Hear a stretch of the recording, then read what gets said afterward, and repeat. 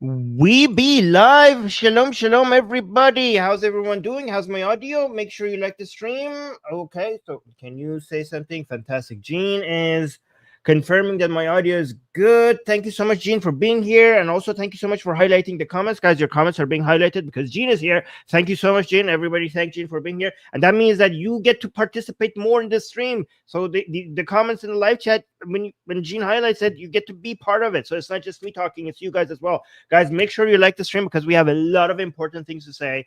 I have gathered all the analysis and all my thoughts. I've listened to everybody, and I think a lot of people are missing what's happening here. So we here on Atheist Republic, we need to be able to see, consider all sides, right? Today, I'm going to make a lot of people go, and also a lot of people go like, what the hell? And a lot of people angry, okay? So I just want to, this is a group effort for us to figure out what's going on. This is a bomb. This is a huge explosion. Everything, this is historic. Everything has changed. Everything has changed. This is one of those moments in history that we would be referred to. We will keep going back to this moment. Okay. You know, sometimes something happens, you're watching the TV, and then somebody says something or something happens, they're like, oh, this is one of those days that we're going to remember forever and always going to basically quote these words that are being said today. That's it. This is it. And you know, everything is moving in a different direction right now. And we need to figure out what the hell's going on. Because as predicted, Trump is unpredictable. As predicted, Trump is unpredictable. And he just comes in and he introduces something in a way that nobody was doing before. And things change. Things change in ways that nobody else right now living has the power or also the balls to do so. And I'm not, whether good or bad, we will see right now together. Okay, so let's just discuss this together, what just happened. I hope a lot of you have some basic understanding about what's just happening, but we're gonna start from scratch here. How's everyone doing? Guys, make sure you like the stream because, as you know, on this channel, we look at things differently than other channels. And if you think that what we're doing here is valuable, I need you to like the stream. I'm not just asking for it. It makes a big difference. That's why I'm asking for it, right? It's not just something that we YouTubers say. More people will end up seeing this if you like the stream. So please go ahead and do that. All right. I see with the live chat is already filled with people, so we're ready to go. So let's just get a summary of what the hell just happened. We'll go from Gaza, and then we'll talk about Iran, okay? Both of them are earth-shattering moments, the positions that are being taken here. So let's watch this together. I hope the audio is working. Let me know if you have the audio of the clip that I'm playing as soon as I play it. In a presidency made up of days full of so many headlines, on this day there was just one. It came after the arrival of Israel's prime minister to a White House decked out, and a West Wing greeting between two men whose personal relationship has been on, off, and back on again. They went inside for private talks, and then came the news conference and this. The U.S. will take over the Gaza Strip, and we will do a job with it too. We'll own it and be responsible for dismantling all of the dangerous unexploded bombs and other weapons on the site. Level the site and get rid of the destroyed buildings, level it out, create an economic development that will supply unlimited numbers of jobs and housing for the people of the area. The reaction from I love how he says something so mind-boggling in such a calm way. And I don't know if this is true, but I think Netanyahu, because Netanyahu looks at Trump and then he looks at the crowd. Because Netanyahu, I think they told Netanyahu what Trump is going to say before this, and Netanyahu I think everybody was shocked. I think Israel is shocked, Netanyahu is shocked. I don't know. What do you guys think? Because this is not something anybody in Israel, I know a lot of people in Israel dreamt about this happening. But no prime minister, nobody at the level of Netanyahu would even dare suggest this globally to such an audience. And I think Netanyahu is was shocked about the proposal of. I mean, he didn't see this being suggested by a U.S. president in his wildest dreams. For just like, oh yeah, let's make this not Israel's problem. Let's make this U.S.'s problem or the globe. More countries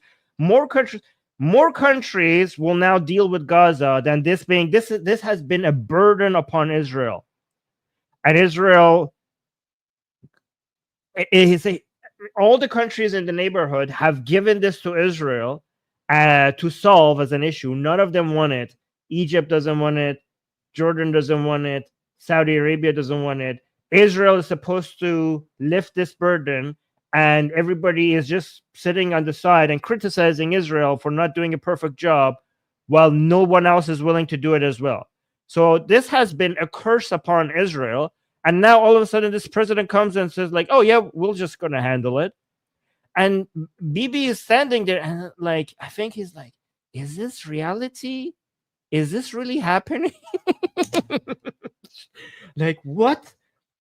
After like how many years? 70 years worth of struggling between Israel and the Palestinians. The president comes like, oh yeah, we'll come own it. What? And I think Netanyahu is still, because when it gets to the Q&A section, Netanyahu is like, they ask him like, are you okay with this plan? And I think Netanyahu doesn't. He still wants to see how the world is going to react to this and how people at home in Israel are going to react to this, because nobody knows if this is even feasible. I mean, most people are saying that this is impossible, but I mean, United States has done things that, I mean, both United States and Trump have done things that other people considered impossible. And to be fair, Trump also has said that he's going to do things that he wasn't able to do. So remember, we have pro-Trump people and anti-Trump people. Anti-Trump people would be motivated to come and remind you about the things that Trump said he's going to do and he wasn't able to do. But then pro-Trump people, I think they should, and I haven't seen them do that, they should come up with a list of things that people said that Trump will not be able to do, and he did that. And also, they could also come and refer to all the historic things that United States has done. The United States historically has been able to completely reshape the way the world looks at things in much more dramatic ways. So if I'm not saying this is possible, I have no idea if this is possible. But if anybody is able to do something like this, is the United States. I mean, the United States has reshaped how we look at the contracts, the way the norms have been shifted by the United States repeatedly in history. So I don't know if it's possible. Most political analysts are saying that this is impossible. So we have three analyses, right? We have people who are saying that Trump is full of shit and he's an idiot. This is impossible. And then we have people who are saying, why not? This is possible. If you think it's impossible, it's just because of your lack of imagination and motivation. United States has done and can do bigger things. United States changes borders, changes norms, changes social contracts, accepted agreements that has been set for many years across between countries. United States has come and like, yep, we're not going to do that. Throughout history, United States has done that. United States has the power. So analysis number one, Trump is an idiot. This is impossible. Analysis number two, this is possible, and it's the best of all ideas. And thank you, Trump, for coming and finally trying to do something that might work, instead of doing all these other things that we have tried over and over and over and over and over and over again and didn't work. For finally somebody came and introduced a new thing. That's analysis number two. Analysis number three is that Trump is bluffing, and this is just the art of the deal. He's going to introduce something that is out there, crazy, ridiculous, to get the Arab nations to do something else, at least, because everybody is just putting this on Israel. And nobody else, Egypt, Jordan, UAE, Qatar, Saudi Arabia, Bahrain, they're all like, not our problem. But now if Trump comes on like, how about we just take over Gaza? These Arab countries will be forced by their people to do fucking something even so, Trump is, they're saying this is a bluff. This is asking for something that is ridiculous so that you could get something that is reasonable. These are the three analyses that we have here. But look at Netanyahu when Trump says this. I might be reading too much into this, but because I think Netanyahu is looking at Trump and then looks at the people, and he's like, I think the people there, it's taking a while for them to understand what the fuck just happened. And Netanyahu is like looking at the crowd to see if they are going to react in shock or not. Because Netanyahu is like, do you guys like? I think his internal. I imagine his internal monologue is, do you guys sitting here understand what Trump just said? Look at Netanyahu again. I know that I have no proof for any of this, but I just like to imagine this. And then came the news conference. In a presidency made up of days full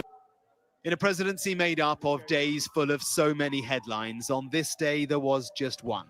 It came after the arrival of Israel's prime minister to a White House decked out, and a West Wing greeting between two men whose personal relationship has been on, off, and back on again. They went inside for private talks, and then came the news conference and this. The U.S. will take over the Gaza Strip, and we will do a job with it too. We'll own it and be we will own it. What the hell does that mean, guys?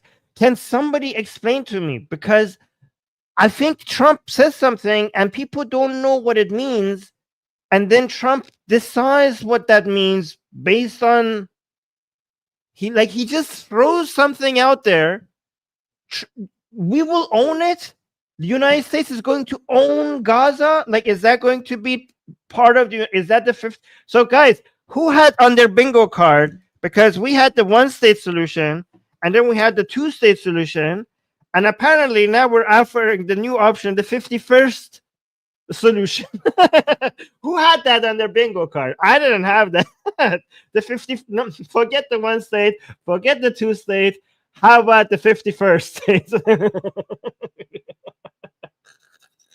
We will own it. I don't know what that means. What does that mean? Is that going to be part of United States? Part of United States? Again, I think Trump just like says it, and then it will mean what they want it to mean based on what happens after. I think that's the strategy here. Yeah, somebody think this is what makes the most sense. Okay. I mean, nothing. I mean, if people who want to defend Trump, if it's number two, if they think like, no, he's being serious here, he's not bluffing. There's two defense for Trump here. He's bluffing here. This is perfect. You introduce something ridiculous. You shock the world in such a way that so many new ideas now will be put on the table. Ideas that nobody else will consider. Right? That's one defense. But then a second defense that you could have for Trump is that, why the fuck not? Do you have a solution? Like, because the one solution, I see why people can't accept that, with all the Gazans being there, and then we have a one-state solution, and these people have to become citizens, and then Israel will become another Islamic state. So that doesn't work. The two-state solution doesn't work. Having an Islamic Republic right next to the Islamic Republic of Palestine, right next to Tel Aviv, with only seconds distance, but for the missiles to reach Tel Aviv, that doesn't make any sense. So I mean, and the two-state solution doesn't even work because the Palestinians, most of them would not want a two-state solution. We have constantly tried the two-state solution, and they constantly refuse to have a two-state solution because they want all of the land, not just the part that we call Palestine. So that doesn't work. And so if somebody says like this doesn't work, the answer could be nothing else works. Nothing works. If this doesn't work, then what else would work? Right? So let's switch this part. Off, and back on again. They went inside. U.S. will take over the Gaza Strip. U.S. will take over the Gaza Strip. And we will do a job with it too. We'll own it. We will do a job with it. Is that proper English? I don't care. And be responsible for dismantling all of the dangerous We'll own it and be responsible. We'll own it. We'll own it. Own what? The land, the responsibility. Again, This is like the Quran, okay? Because it depends on the tafsir. It depends on the sha'n and nuzul. Like, we will decide. We will decide what this means later. I don't understand why the reporters were not asking clarifying questions here, because they were asking some. One reporter asked a question, but the rest of them were not asking to clarify what he just said all here. of the dangerous unexploded bombs and other weapons. Because here's the thing: in later videos he came and clarified, because if you own it, if you own either the land or the responsibility, or United States is going to come and occupy Gaza, how is this less meddling, right? Because so how is wasn't Trump came to power with the promise of we're going to pull people out?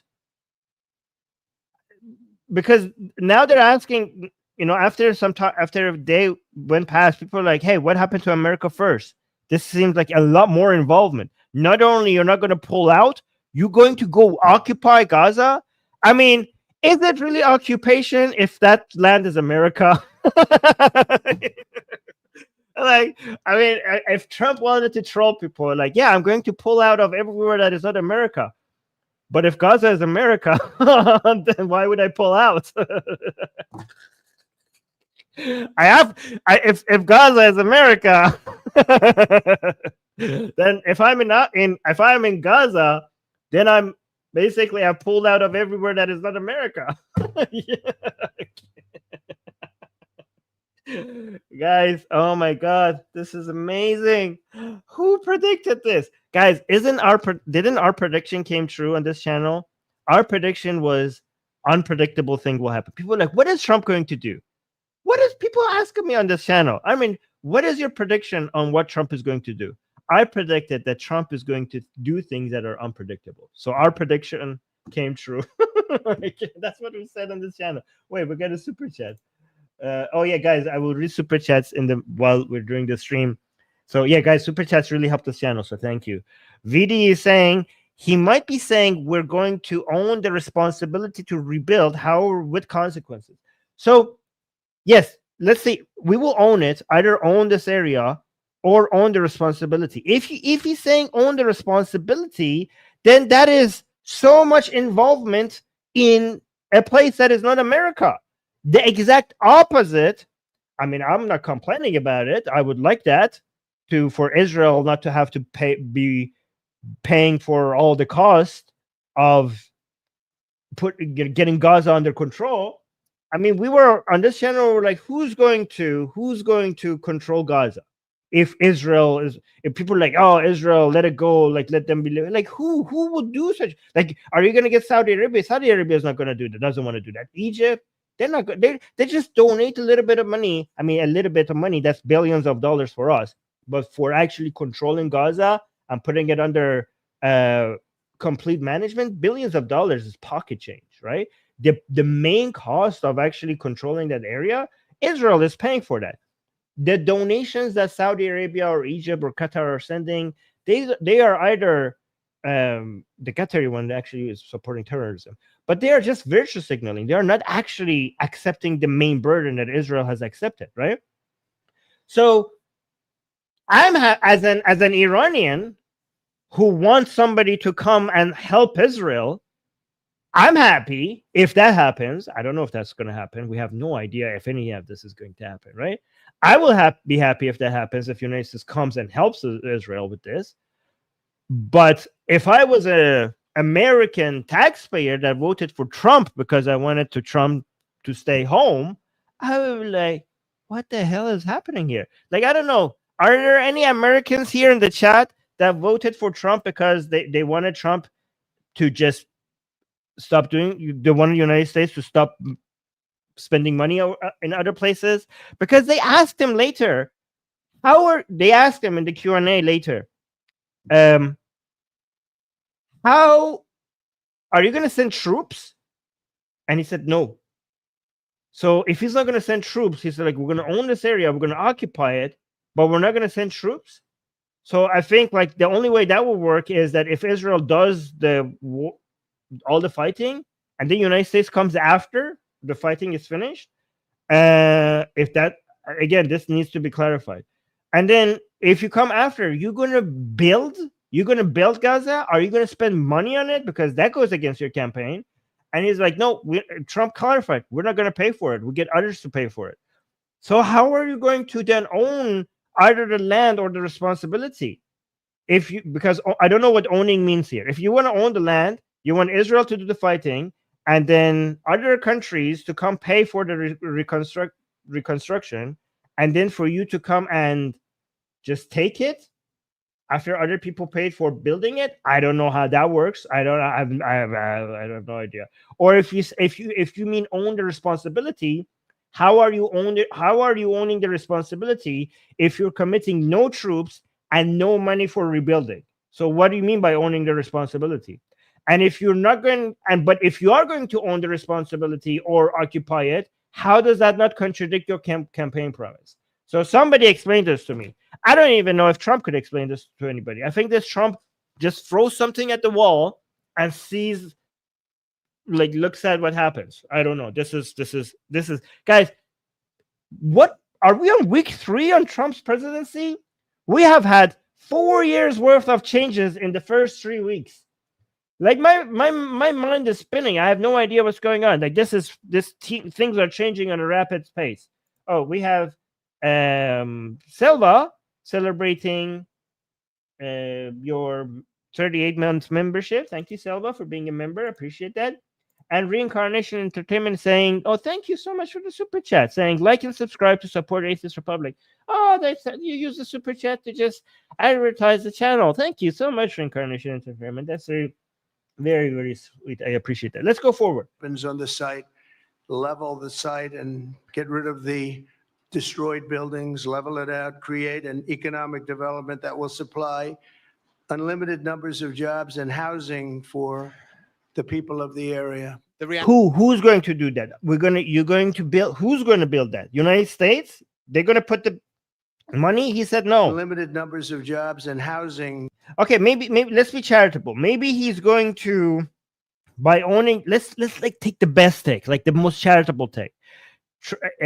Trump will use their economic and political leverage to pressure the countries in that region to build Gaza, using their using the leverage they have over these countries, right? So Trump will not pay, the United States will not pay for it, but given how much these countries depend on United States military support, aid, for example, Egypt is one of the only 2 countries that when all the aid to all the countries around the world stopped, the only 2 countries that the aid didn't stop to was Israel and Egypt. Egypt needs United States aid. Saudi Arabia needs military guarantee from United States. So United States has a lot of leverage over these countries. So maybe Trump is saying, I will use all the leverage that the United States has over these countries into making them, like right now they're saying, no, we're not going to do it. But let me just, either I will put such a juicy deal in front of them that they would have to accept it, that the United States would not even have to pay money for it. It would actually create jobs for Americans, or blah, blah, blah, whatever. Or I will pressure them. I will just do a carrot and stick approach until to the point that they would have to do what I want.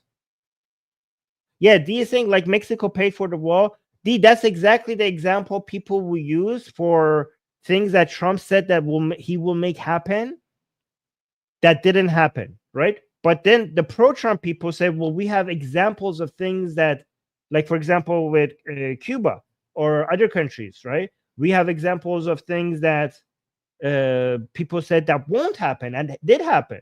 So, for example, the Mexican wall was exactly what I had in mind for people who are anti-Trump, have as an example for Trump saying something will happen and won't. But one of the best examples for things that was unimaginable until Trump made it happen was, for example, the Abrahamic Accord, right? Like getting Arab countries to, right now we're talking about Arab countries becoming allies with Israel like it's normal. But back then, this was a ridiculous suggestion until Trump normalized it. So we have examples on both sides. So let's continue. For the people of the area. The reaction from the gathered audience reflected the enormity of what he'd just said. The U.S. will take over the Gaza Strip, and we will do a job with it, too. He had just announced the takeover of Gaza, owning it, occupying it. It wasn't clear, and it certainly wasn't expected. You are talking tonight about the United States taking over a sovereign territory. What authority would allow you to do that? Are you talking about a permanent occupation there? Okay, that's it. What authority would allow you to do that? The authority are my giant fucking military. What authority would allow you to do that? Are you talking about a permanent occupation there? Redevelopment? I do see a long-term ownership. Okay, this is very important because we're getting so many contradictory. The second part of our question was important, right? When he said, "Is this permanent? You want Gazans out of Gaza, and then for them to come back eventually?" Like, because people are not. This is not clear. He's saying people thought that maybe he's saying, "Let's move them out, rebuild Gaza, and then they come back in." And Trump is like, "No. They move out, it's over." And then who's gonna live in Gaza if you're gonna rebuild Gaza? And one other reporter somewhere else asked him, like, is it going to be Israelis? And Trump didn't specifically answer that. It seems like it's just going to be like whoever has the money to just come and pay and live there. I don't know. He wants to turn it into like this tourist spot right on the beach and make it beautiful. And it's not going to. Is it going to be Americans? I have no idea what's happening. But it's actually one thing that is clear, based on what Trump is saying, it's not Gazans. It's not Gazans. But then Marco Rubio came and clarified that this is a temporary measure, even though Trump made it very clear that this is not his plan is not temporary. His plan is permanent for Gazans to just leave, right? And then Marco Rubio came out and said, like, no, he meant temporary. And then Trump posted something on Truth Media, on his social media, website or whatever that is. And he's like, no, this is permanent. So I don't know, is the fact that Marco Rubio and Trump are saying contradictory things, is that by design to confuse people? I mean, it makes sense if it's by design to confuse people, or are they confused themselves? Is this a lack of planning that Marco Rubio is saying something, and then Marco Rubio is just trying to clean up after Trump? Or are they trying to make people not understand what the fuck is happening? Because if this is by design, I get it. Confusing people has worked strategically.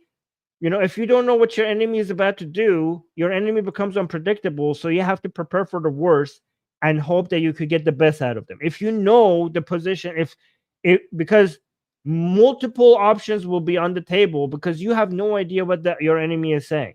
So you have to, that would be leverage. The fact that you don't know what your opponent is going to do, and it's chaotic, that's your enemy, your opponent could use that as leverage against you. But that would be the most charitable interpretation of why we're saying a contradiction between Marco Rubio and Trump. And the least charitable was like, because Trump have no fucking idea what he's talking about, and he's just like a chicken with his head cut off and just running all over the place, and his team is trying to clean up after his mess. So I just gave you both the most charitable and the least charitable. What do you guys think? Which one it is? Or, as some people in the live chat says, maybe he is an idiot, but it works in his favor anyways. I don't know. Let's continue. Yes, and somebody is talking about ethnic cleansing. We will respond to that as well, but let's continue. What authority would allow you to do that? Are you talking about a permanent occupation there? Redevelopment? I do see a long-term. So long. Oh my God. So she's saying permanent. He's saying I do see a long-term. So long-term, does it mean permanent or temporary but long-term? Again, it's all over the place. Ownership I don't know. position, and I see Oh, look, and he's saying owner. He repeated the word ownership to make it clear that was not just a slip of a tongue. You know, that was not just something that he just said by mistake. He repeated the word ownership. Oh my God. Congratulations, American. You own Gaza now. Americans in the chat, did you expect for Gaza to be part of your country at some point? Was that something that you considered possible? Are you talking about a permanent occupation there? Redevelopment? I do see a long-term ownership position, and I see it bringing great stability to that part of the Middle East and maybe the entire Middle East. And everybody I've spoken to, this was not a decision made lightly. This was not a decision made lightly. They actually put some thought into. Okay, so who? Because everybody else I'm hearing is thinking that this is impossible or insane. Who has he been talking to? So they actually thought about, because sometimes I think like this is so crazy and out of the box that he just thought about it in the shower and just came out and just threw it out there. And no, but apparently no, he's actually emphasizing that he's saying these words have been chosen carefully. These decisions have not been made lightly. So okay. So who else has confirmed? Is this Jared Kushner? Guys, is this Jared Kushner? Spoken to loves the idea of the United States owning that piece of land, developing and creating thousands of jobs with something that will be magnificent. It's not clear who he had spoken to, but even Sky sources close to the top of the Israeli government did not know about the idea. And despite trails of other plans for Gaza, this one came from nowhere. And I don't want to be cute. I don't want to be a wise guy, but the Riviera of the Middle East, this could be something that could be so bad. This could be so magnificent. Perhaps the Riviera of them. Guys, imagine if 4 years from now we have a Trump Tower being built in Gaza. Oh God. I mean, never say never. Who thought that after World War II, after Germany and Japan were decimated with 2 atomic bombs and the absolute destruction that we saw in Germany, who thought America will come and make these 2 countries the two of the most powerful countries in the entire world, the largest economy in Europe, and now the second largest economy in Asia as Japan and Germany, after United States, like, yeah, I completely crushed you guys, but now let's build you back up and make you turn into superpowers, right? I mean, I don't know. United States has done greater things in the past, so we'll see. I don't know. Perhaps tellingly, Netanyahu did not pass particular judgment on the idea, but it certainly will help him with his own hardliners who he needs if he's to hold on as prime minister. Well, that truly was a remarkable... Oh, wait. So, Les is saying it is happening. I don't know why you're laughing, Armin. Kushner has already said he wants to make it beachfront properties.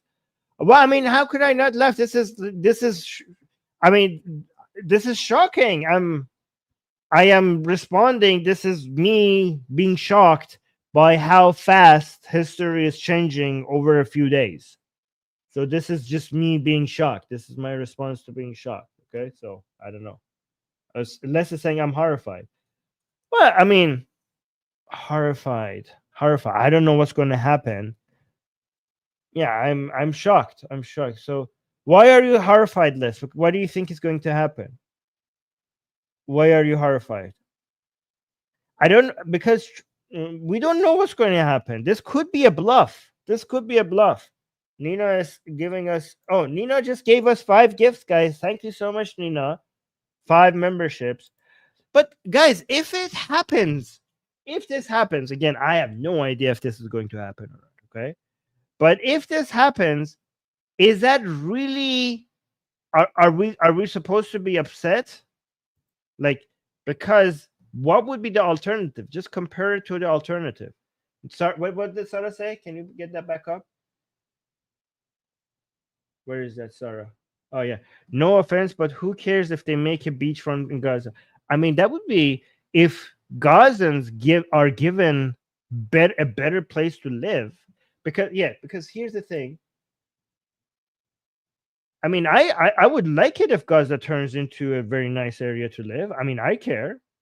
It would be good for Sarah. I care. if that area turns into a stable, prosperous, growing, tourist-friendly area, that would mean a lot for the safety and security for Israel. But the thing that people are worried about here's let me highlight this one. So I'm saying, will Armin address if it's ethnic cleansing? All right, so whether this meets the definition of ethnic cleansing is one thing. I want to see if this is going to make people less or more miserable. That's what I care about, right? So legally, does this meet? Because I think ethnic cleansing is when you move people forcefully because of their ethnicity. I mean, it is in the name, ethnic cleansing. But how is it ethnic cleansing? Again, I'm not a legal expert. But how is it ethnic cleansing if Israel has shown that they're completely willing and to live with Arabs and give them equal lives and provide them with all the opportunities that non-Arabs and Jews enjoy in Israel, right? So 20% of Israel is Arab, and when people are not waging, when the Arabs who are not waging war against Israel, Israel is more than happy to live peacefully with them as neighbors or as citizens. Israel has constantly shown that. So for this to be ethnic cleansing, the ethnicity has to be targeted. And again, Israel is trying to be friends with Saudi Arabia, Egypt, Jordan, everybody, Bahrain, UAE, Qatar, and Israel has been very, very, very friendly and kind to its own Arab citizens. I mean, it's the best place to be an Arab is as an Israeli citizen. So the targeting is based on the unwillingness to be peaceful with Israel if you're forcefully moving these people. And is it actually forcefully? Because we could talk about that as well, because they're talking about voluntarily. I'm looking at stats, and I could talk about, because ethnic cleansing requires some force in it. So, but whether or not, let's say, for example, we get a legal expert, like international legal expert, come here as a guest on this live stream and says, no, Armin, I'm a legal expert. Based on the definition of ethnic cleansing, this is ethnic cleansing. At that point, if I'm saying that if we have a solution for Palestinians to live better lives than they have in Gaza, then who cares about your stupid labels? I care about people's well-being. Again, I'm not saying this is possible. I have no idea if this is possible. Right now, most political analysts all over the world are saying this is not possible. We'll see. But if this was possible, if, like, let's say, for example, let's just live in a fantasy world where this is possible. Would it be a bad thing if you could provide a better place for Gazans to live in peace and prosperity without having to constantly be brought to war with another October 7th against Israel and having these bombardments and this constant killing and death and instability and poverty? If they could live somewhere else in peace and grow, if it was possible, who cares if you label it ethnic cleansing? I care about the fact that people's lives have improved. Right? Shouldn't that be the priority? Shouldn't the priority be people's lives be improving regardless of the label that you want to put on it? Let me see what Les is saying. Les is saying, sure, the English brought much better lives to the Native Americans. Yeah, I mean, I don't know if you're saying that.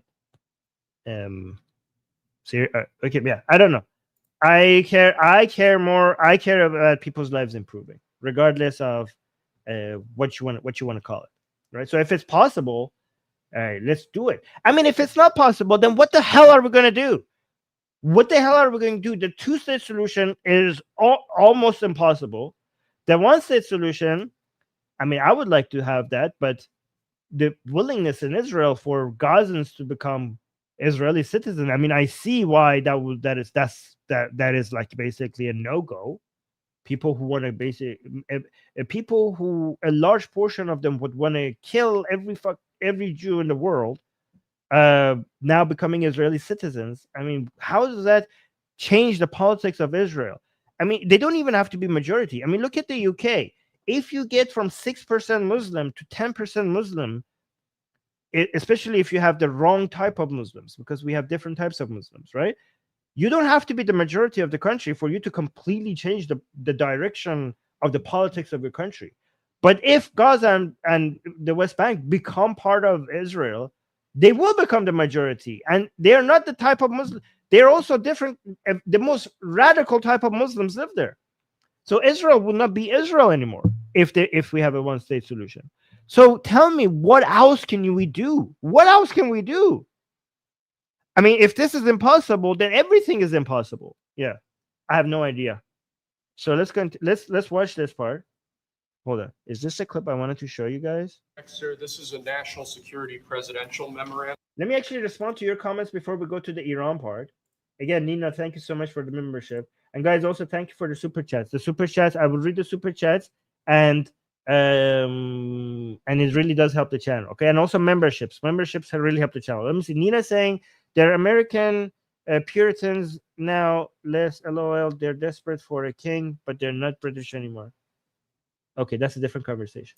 Ahmed is saying, Armin, there is a video from Iran showing a topless girl in public. Have you seen it? Yes, of course I've seen it. And she was, yeah, I mean, well, I don't know. We will have an Iran show at some point, and I will include that there, right? Purple Pop is saying, was she topless? Because I saw she took off her clothes, but I thought I don't know. I'll have to look at the video again, because I have to find the blurred one if she was topless. Purple Pop saying, haha, this is classic Trump thing, dropping a 5-minute bombshell and letting the entire world argue about it. What the fuck did he meant exactly? Yeah, this might be by design. He's just like, he just says something shocking. Trump loves to shock the world, and you know, there's some, so here's the cost to shocking the world. People don't know, it causes some instability. People don't know what the hell is going to happen, and that is chaotic. So there's a negative and there's a positive. Because the future becomes unpredictable, it will become harder to plan for the future when you shock the world in such a way. That's the cost of it. The benefit of it is when you shock the world with things that everybody is arguing, what the hell, I don't know what he just said, like, well, is this even possible? Could it be possible? You move the overturned window. Basically, you introduce such crazy things that new solutions or new ideas might be born out of it that nobody even considered possible. Even if what Trump says doesn't happen, maybe something will come out of it that nobody else would have done if the Trump didn't say such a thing.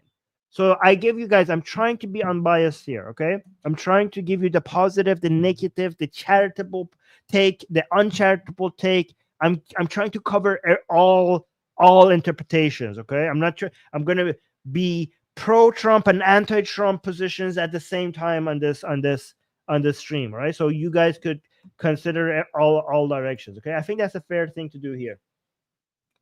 And then that Jewish ex-spy is saying AP arrested in Germany after attack. Okay, let's focus on the topics that are about this, what we're covering.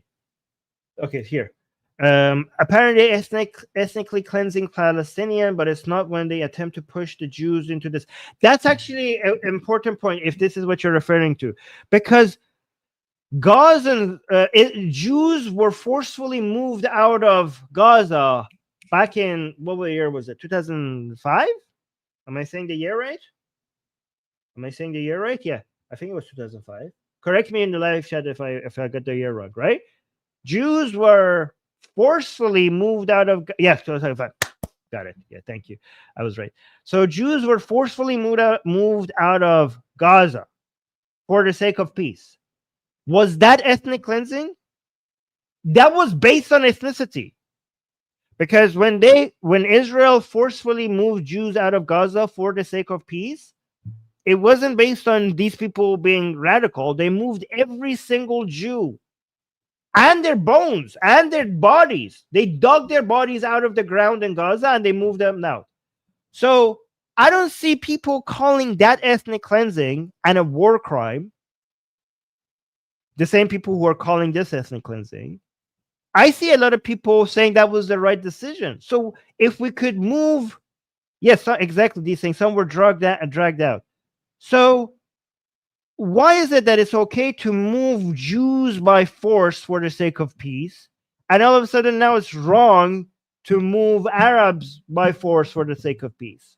Somebody, I'm not saying it's right. Somebody explain to me the double standard here.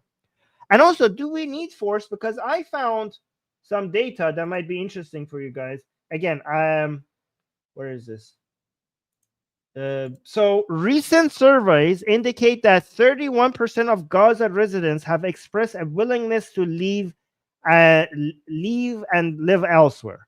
Okay, so 31% was really high, higher than I thought it would be. However, I was shocked to continue reading. It says in a poll conducted, because I was like, wow, the war after October 7th have convinced a third of Gazans that they want to live somewhere else.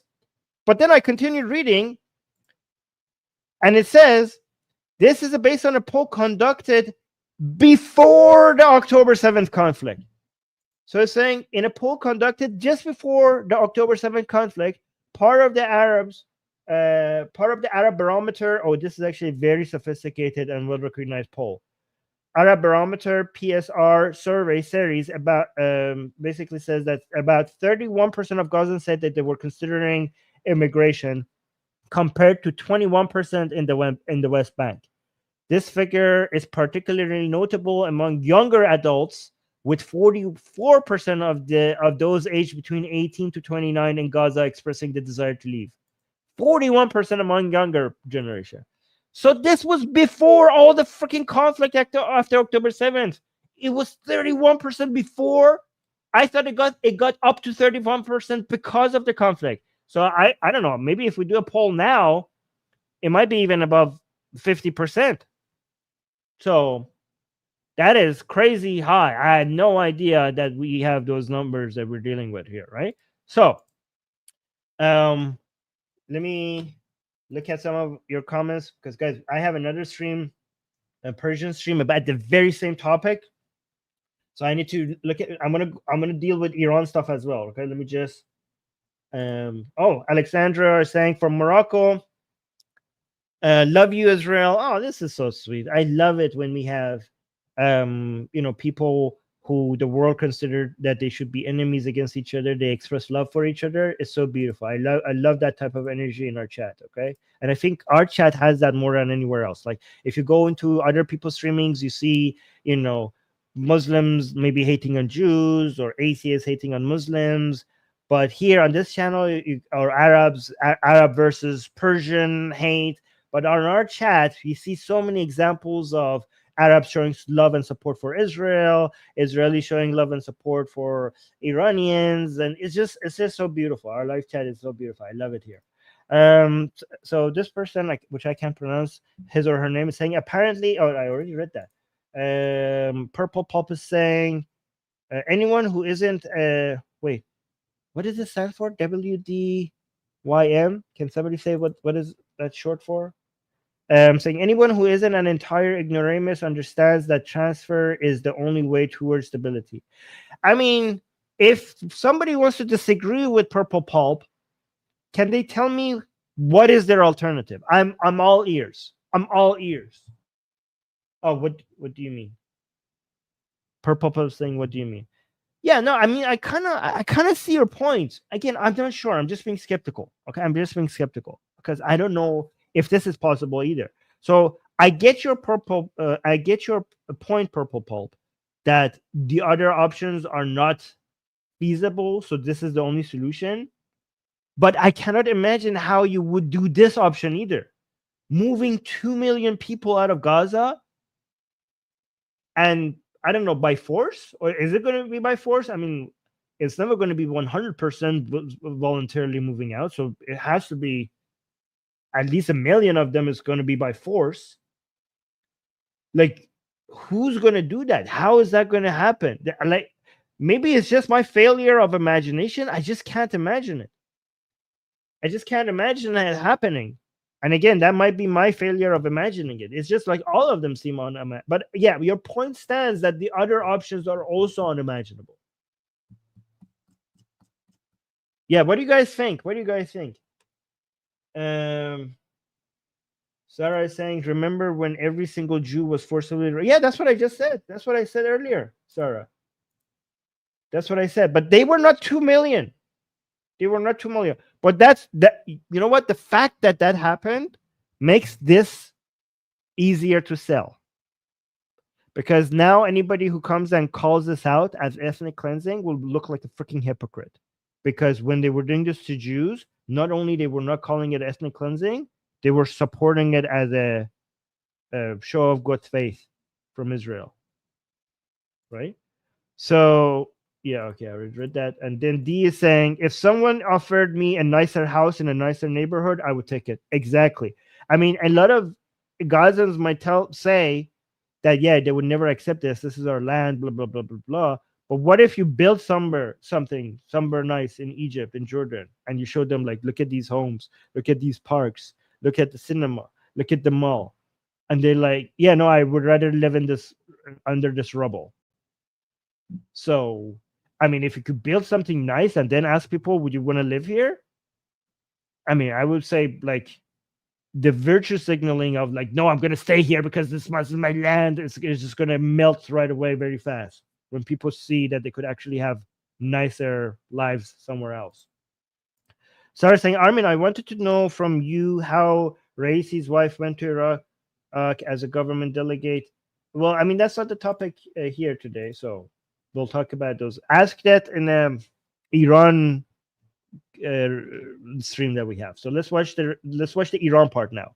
Iran, like, let's watch Trump's comments on Iran. So let's watch this. That seeks to impose maximum pressure on the government. Wait, let's go from the This beginning. is a national security presidential memorandum that seeks to impose maximum pressure on the government of the Islamic Republic of Iran. Many of these provisions are similar to... Oh, I appreciate the speaker saying on the government of the Islamic Republic of Iran instead of Iran, because Trump himself is not as careful. You know, Trump himself sometimes talks about Iranian people and Iranian government as if they're the same thing. I like how Marco Rubio talks about Iran. He has the proper language. But I like this guy's speaker. He's basically talking. He doesn't say Iran. He says the regime. Government of the Islamic Republic of Iran. Many of these provisions are similar to actions that your administration took during your first administration. The basic idea here is to have every department and agency, or many departments and agencies in your government attempt to sanction and control Iranian activities, particularly relating to the Iranian nuclear program and the Iranian export of terrorism through support of various proxy groups abroad. And the intent here is to give you all... Listen to this. This is very important. Guys, a lot of people are going to miss this point. The executive order that he's signing is different from what Trump says he cares about. Listen to this. These in your government is to have every department and agency, or many departments and agencies in your government attempt to sanction and control Iranian activities, particularly relating to the Iranian nuclear program and the Iranian export of terrorism through support of various proxy groups abroad. And the intent here is to give you all of the possible tools to, I'd say, engage with the Iranian government to ensure that going forward, they are less of a malign actor on the world stage. So this is one that I'm... So this is what we wanted, the executive order. We wanted maximum pressure to come back with a vengeance. And what he's signing right now in front of him is the maximum pressure that we were hoping for, right? And it's very interesting because Trump doesn't want to put maximum pressure on the Islamic Republic. He doesn't want to. He wants to do... He has some... He kind of likes them a little bit sometimes, it seems, right? Even though they wanted to kill him. I don't know, because he talks about the Iranian people, and then all of a sudden he switched to the government, and it's not clear when he's talking about the Iranian people and he's talking about the Iranian government. But look, he says, so we're happy that he's signing this deal, but he says that he didn't want to sign this deal. Like, he doesn't want to put the Islamic Republic on maximum pressure. Watch this. Going forward, they are less of a malign actor on the world stage. So this is one that I'm torn about. Everybody wants me to sign it. I'll do that. It's very tough on Iran.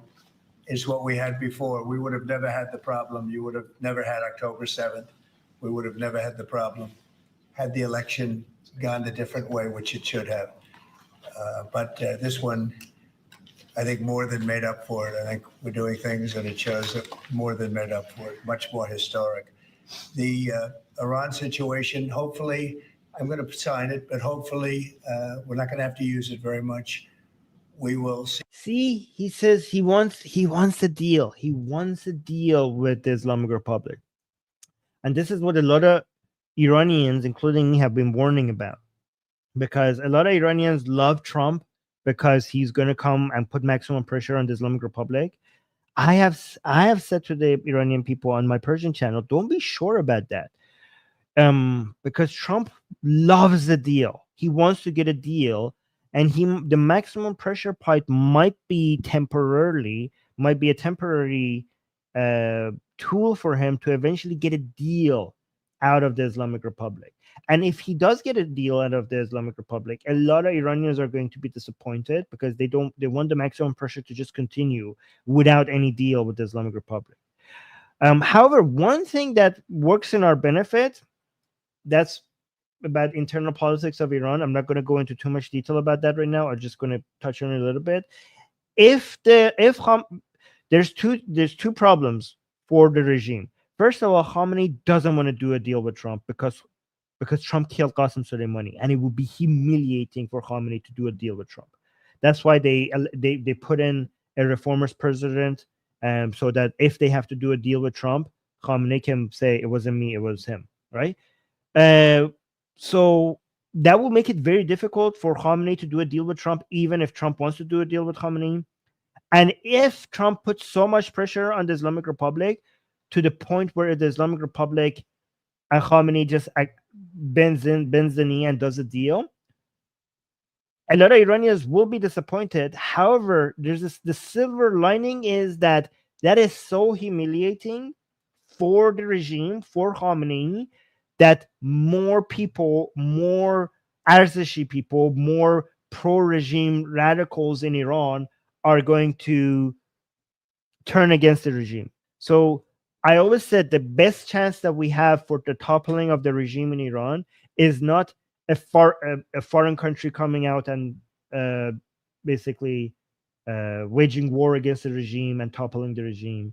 It's not even going to be the Iranian people getting armed and just fighting, against the regime. I mean, I'm not against anything 100%. I mean, if there's no other way, we have to use anything that we can. But the most ideal and the most possible solution is for the regime to turn on itself, and then we open the door to something like a coup. And that's what Reza Pahlavi wants too. Reza Pahlavi, Prince Reza Pahlavi, the son of the former Shah of Iran, his focus is not on America or Israel coming and toppling the regime for Iranians, or even an armed, revolution of the people. His focus is getting the people from the regime to turn against the regime. And if this deal goes through, it's bad because we got to deal with the Islamic Republic, which it desperately wants. But at least we're going to have it's a catalyst for more radicals in the regime turning on against a supreme leader that more and more every day they're going to see as a weaker supreme leader. So it's going to speed that process up for us. So listen to the rest of this. See what sign it, but hopefully we're not going to have to use it very much. We will see whether or not we can arrange or work out a deal with Iran, and everybody can live together, and maybe that's possible, and maybe it's not possible. So I'm signing this, and I'm unhappy to do it, but I really have not so much choice because we have to be strong and firm, and I hope that it's not. This is a huge signal to the Islamic Republic. When Trump is saying that I didn't want to do this, but we have to be strong, he's basically telling the Islamic Republic, you're doing this to yourself.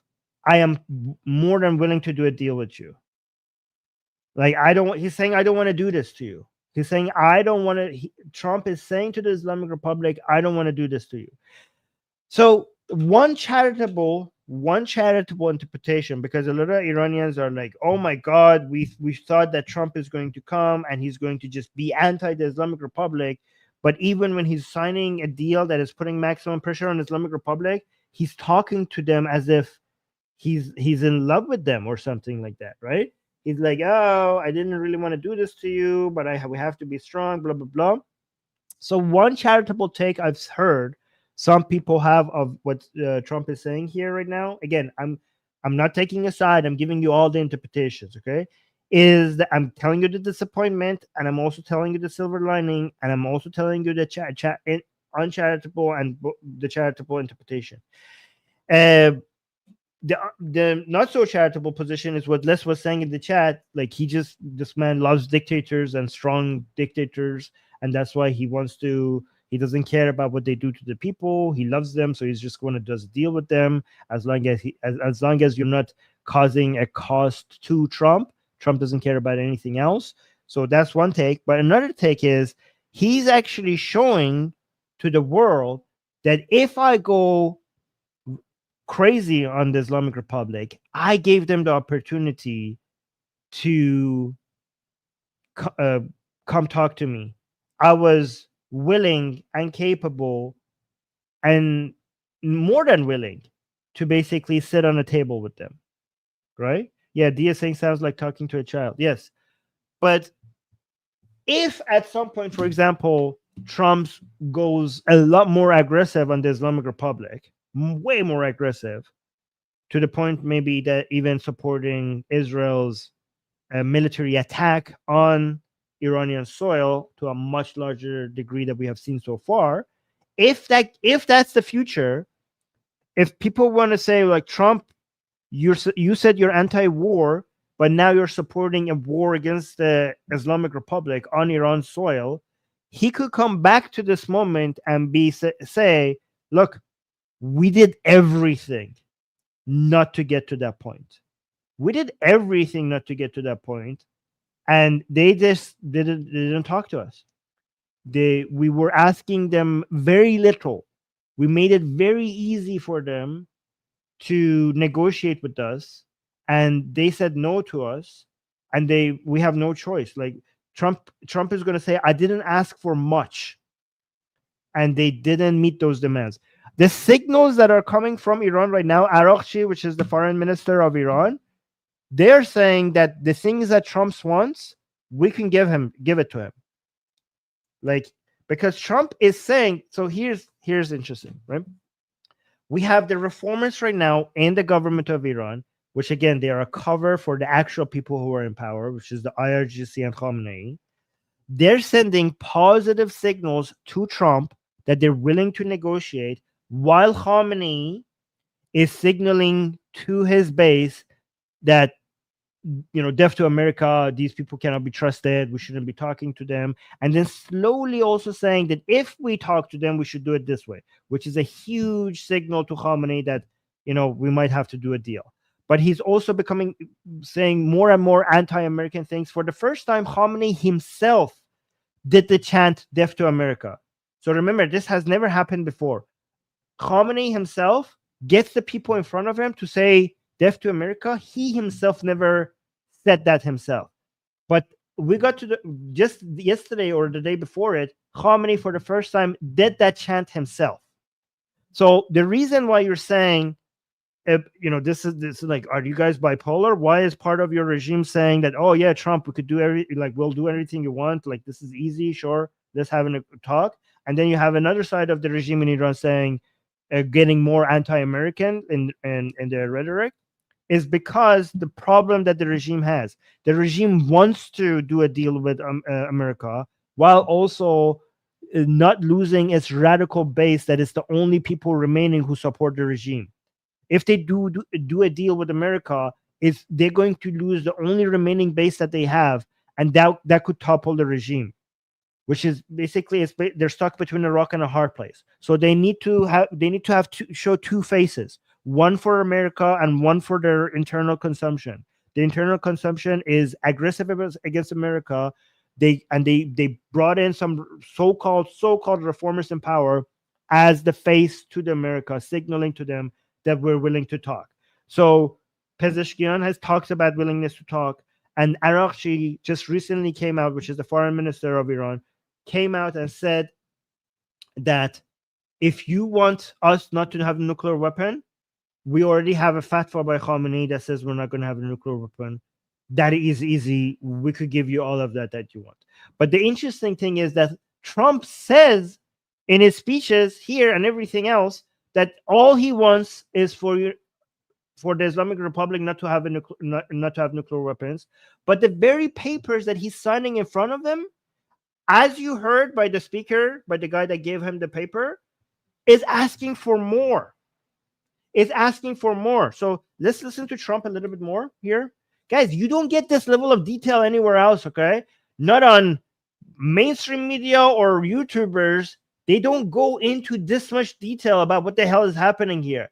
Even if you disagree with some of my conclusions, you have to appreciate how much detail I'm giving you here. So watch this. I'm unhappy to do it, but I really have not so much choice because we have to be strong and firm, and I hope that it's not going to have to be used in any great measure at all.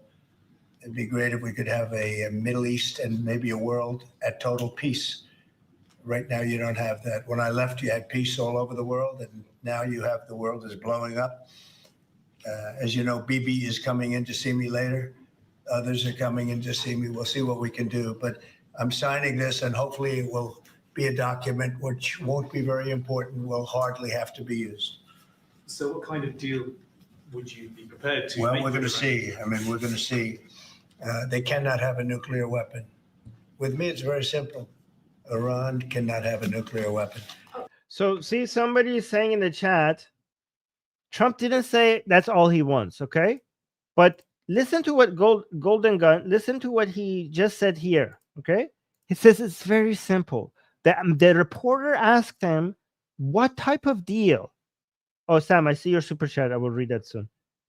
The reporter asked, what type of deal that you want? The Trump didn't talk about ballistic missiles, didn't talk about supporting Hamas, Hezbollah, the Houthis, Kataib or Hezbollah, Hashd Shabi, Fatimiyun, all the other terrorist groups that the Islamic Republic supports. He didn't mention that.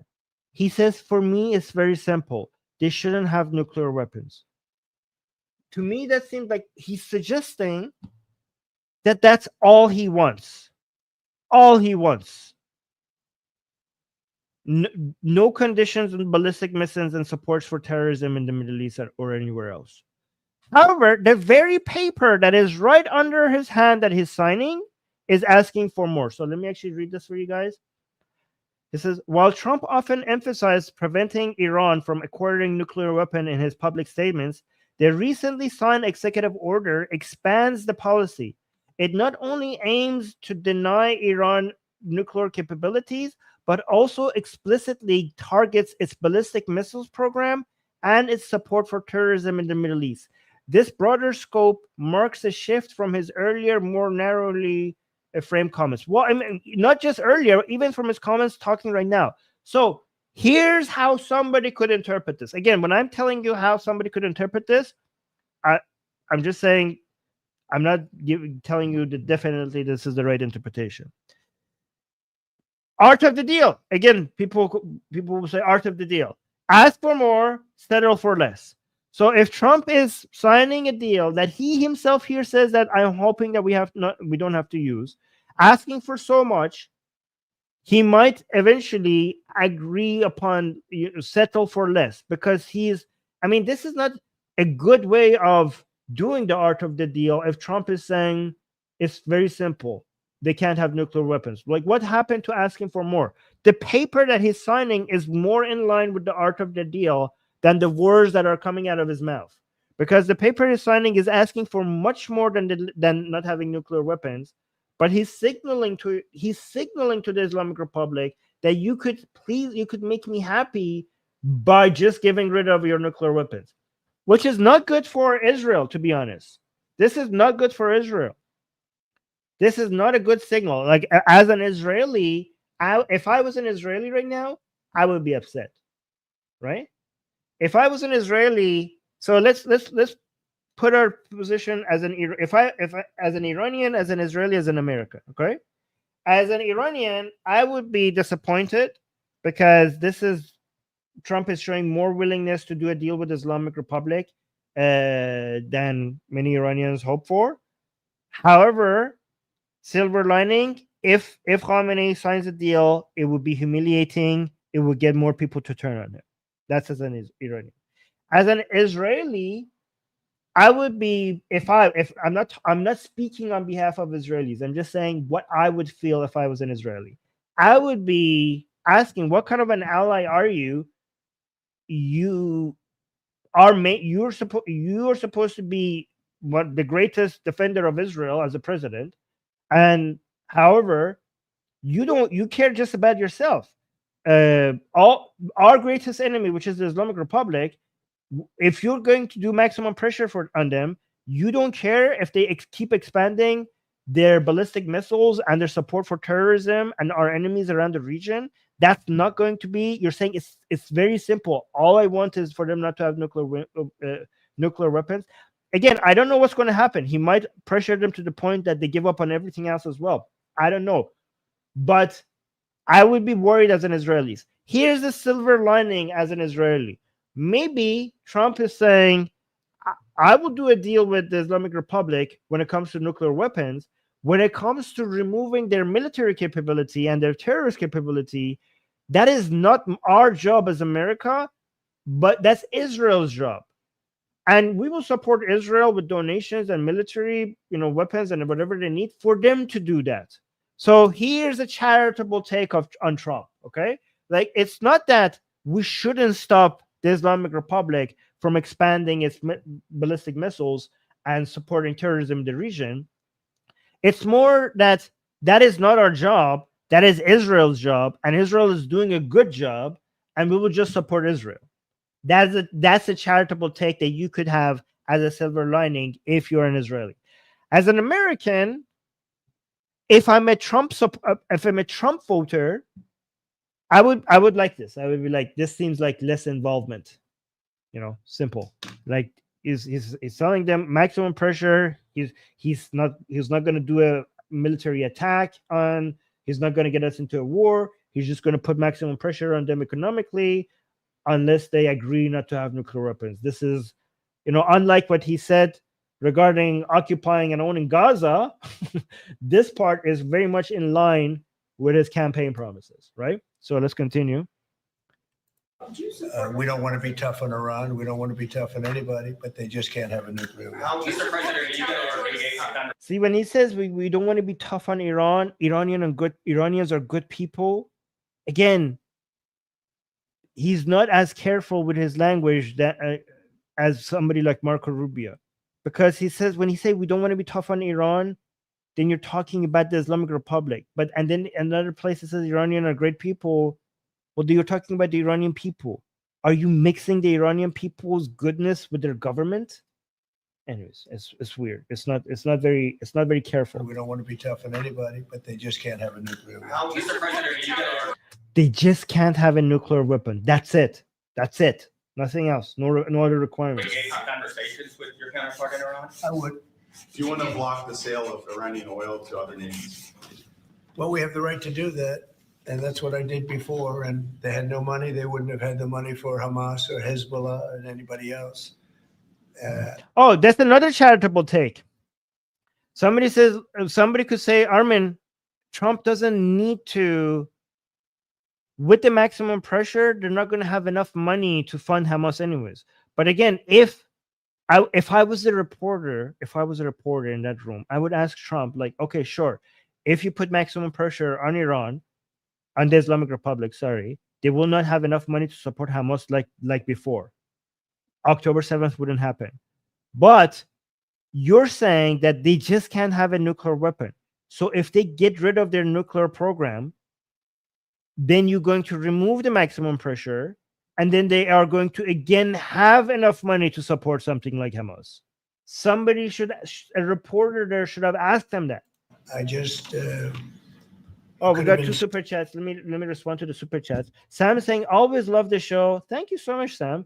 P.S. Jews were ethnically cleansed from Gaza City as well back in 1929. 2005 wasn't the first time. Right.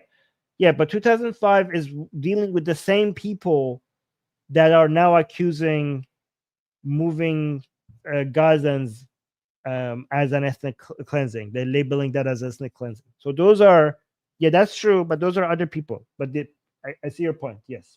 But people don't, yeah, again, the point is that people don't mention these things, right? People don't mention the ethnic cleansing on Jews that is happening in our time, like within, like, yeah, I mean, many people are still alive from when that happened, right?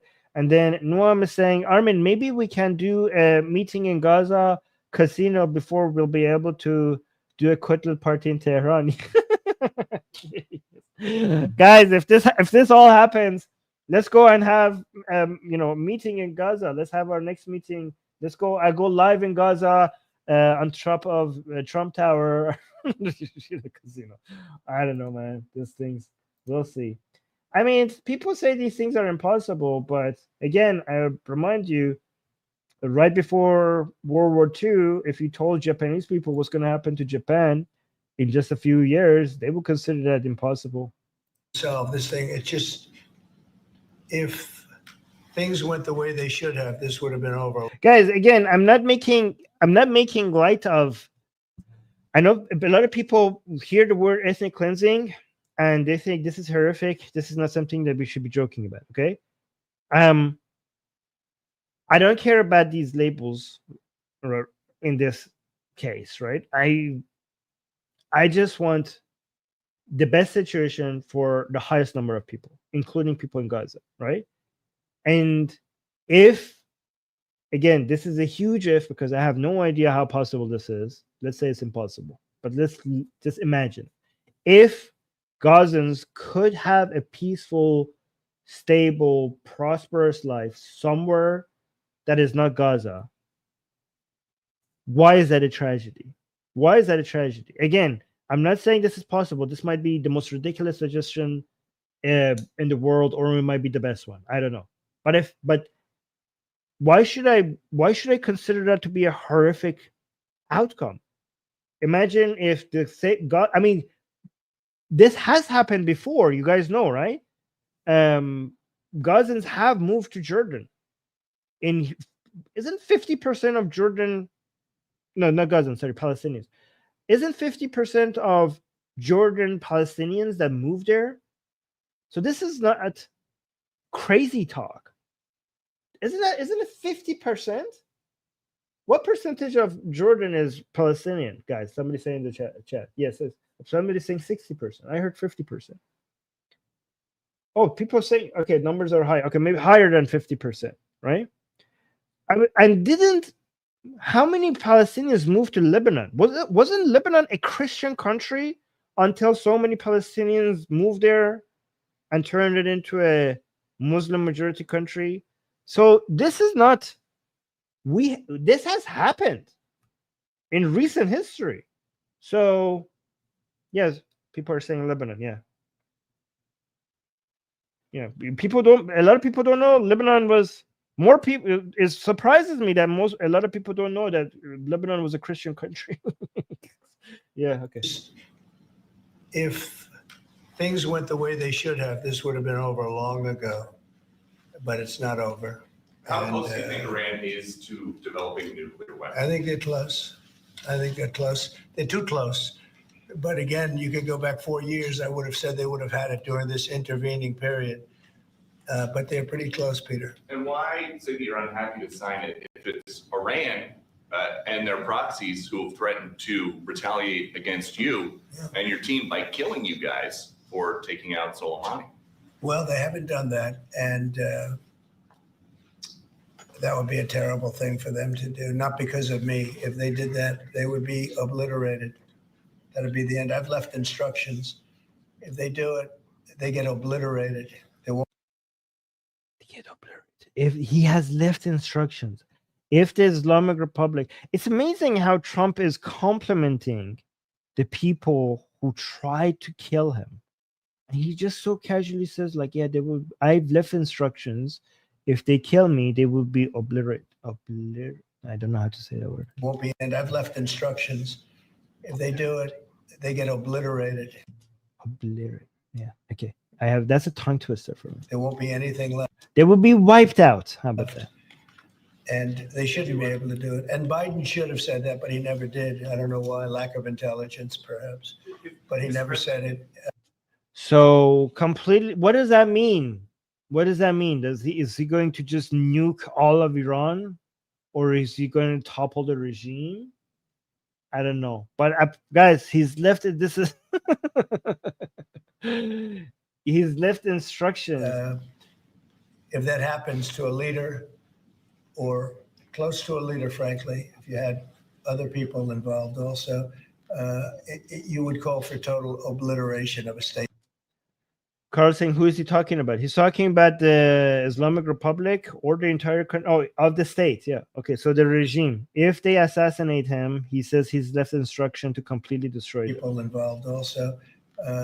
You would call for total obliteration of a state that did it. That would include Iran.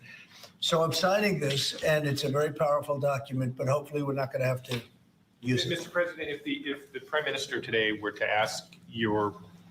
You know, what would the conspiracy theorists say here, right? So if I was one of those far-right, anti-Semitic, Jews are controlling everything in the world kind of crazy people in the US, I would say that, oh, the Zionists are now going to want to try to assassinate Trump. Again, YouTube, these are just...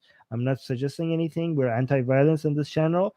Okay. This is our interpretation. Okay. I'm just guessing.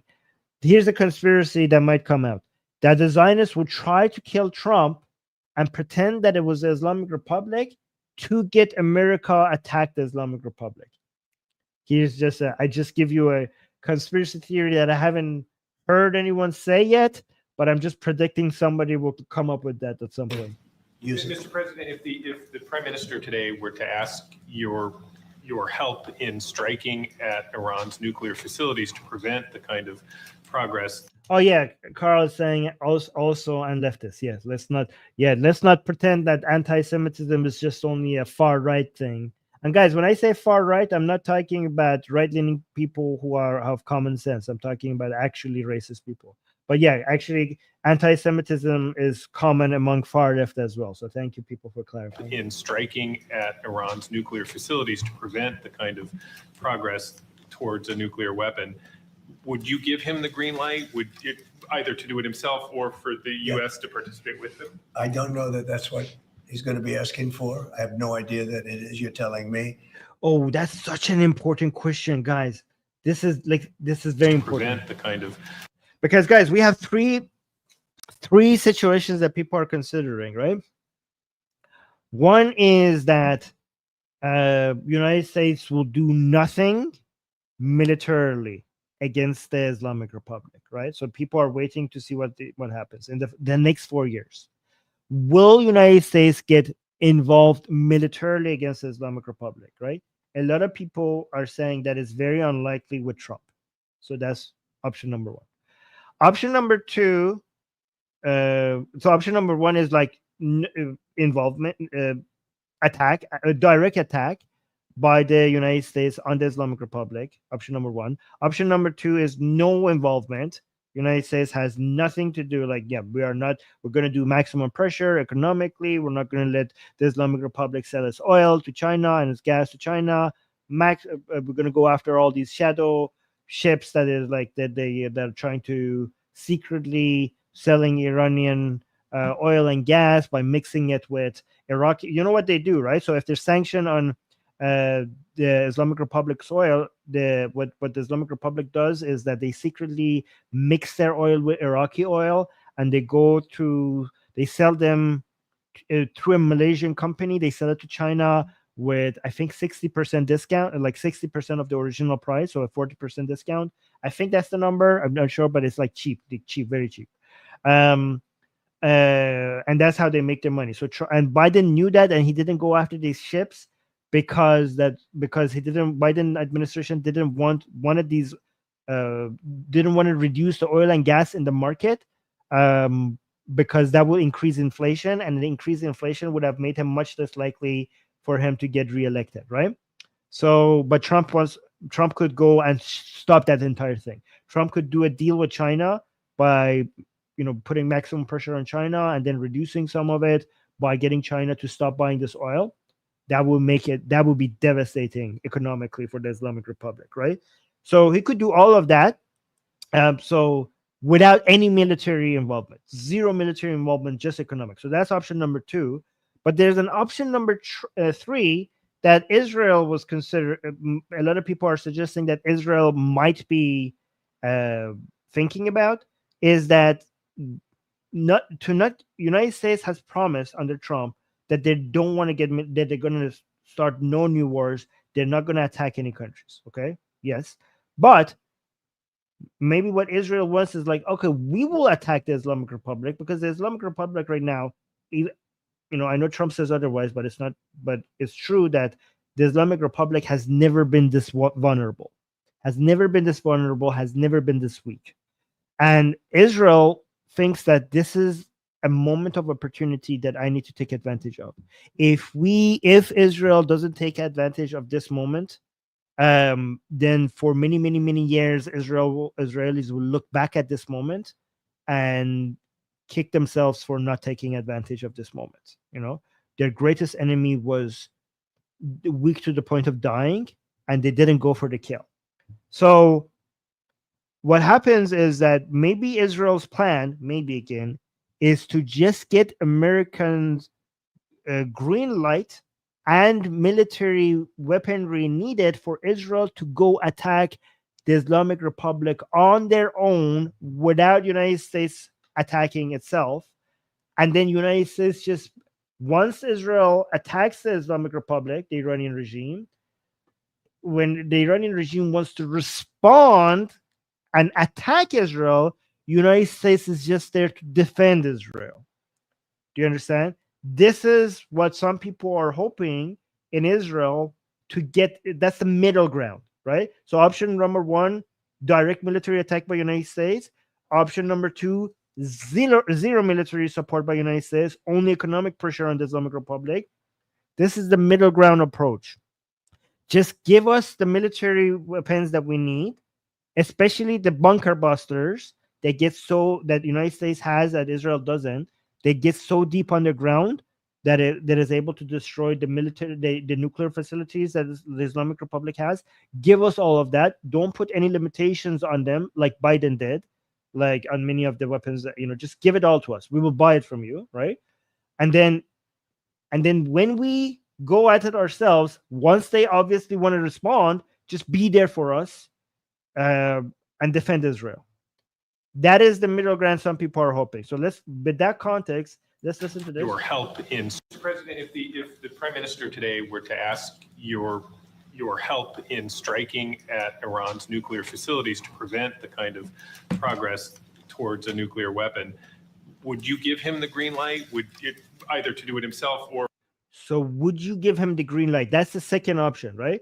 The second option is because Israel, when they want to attack the Islamic Republic, the understanding was that Israel would not do it without Trump giving them the green light. However, Netanyahu just recently came out and said that if we attack Iran, we don't need American green light. But I think that is just bluffing, right? Because honestly, they do. The Israeli, because if you don't get the green light, then you're also not going to get the guarantee of Americans defending you when the Islamic Republic wants to react. And that would be putting Israeli citizens as too much risk.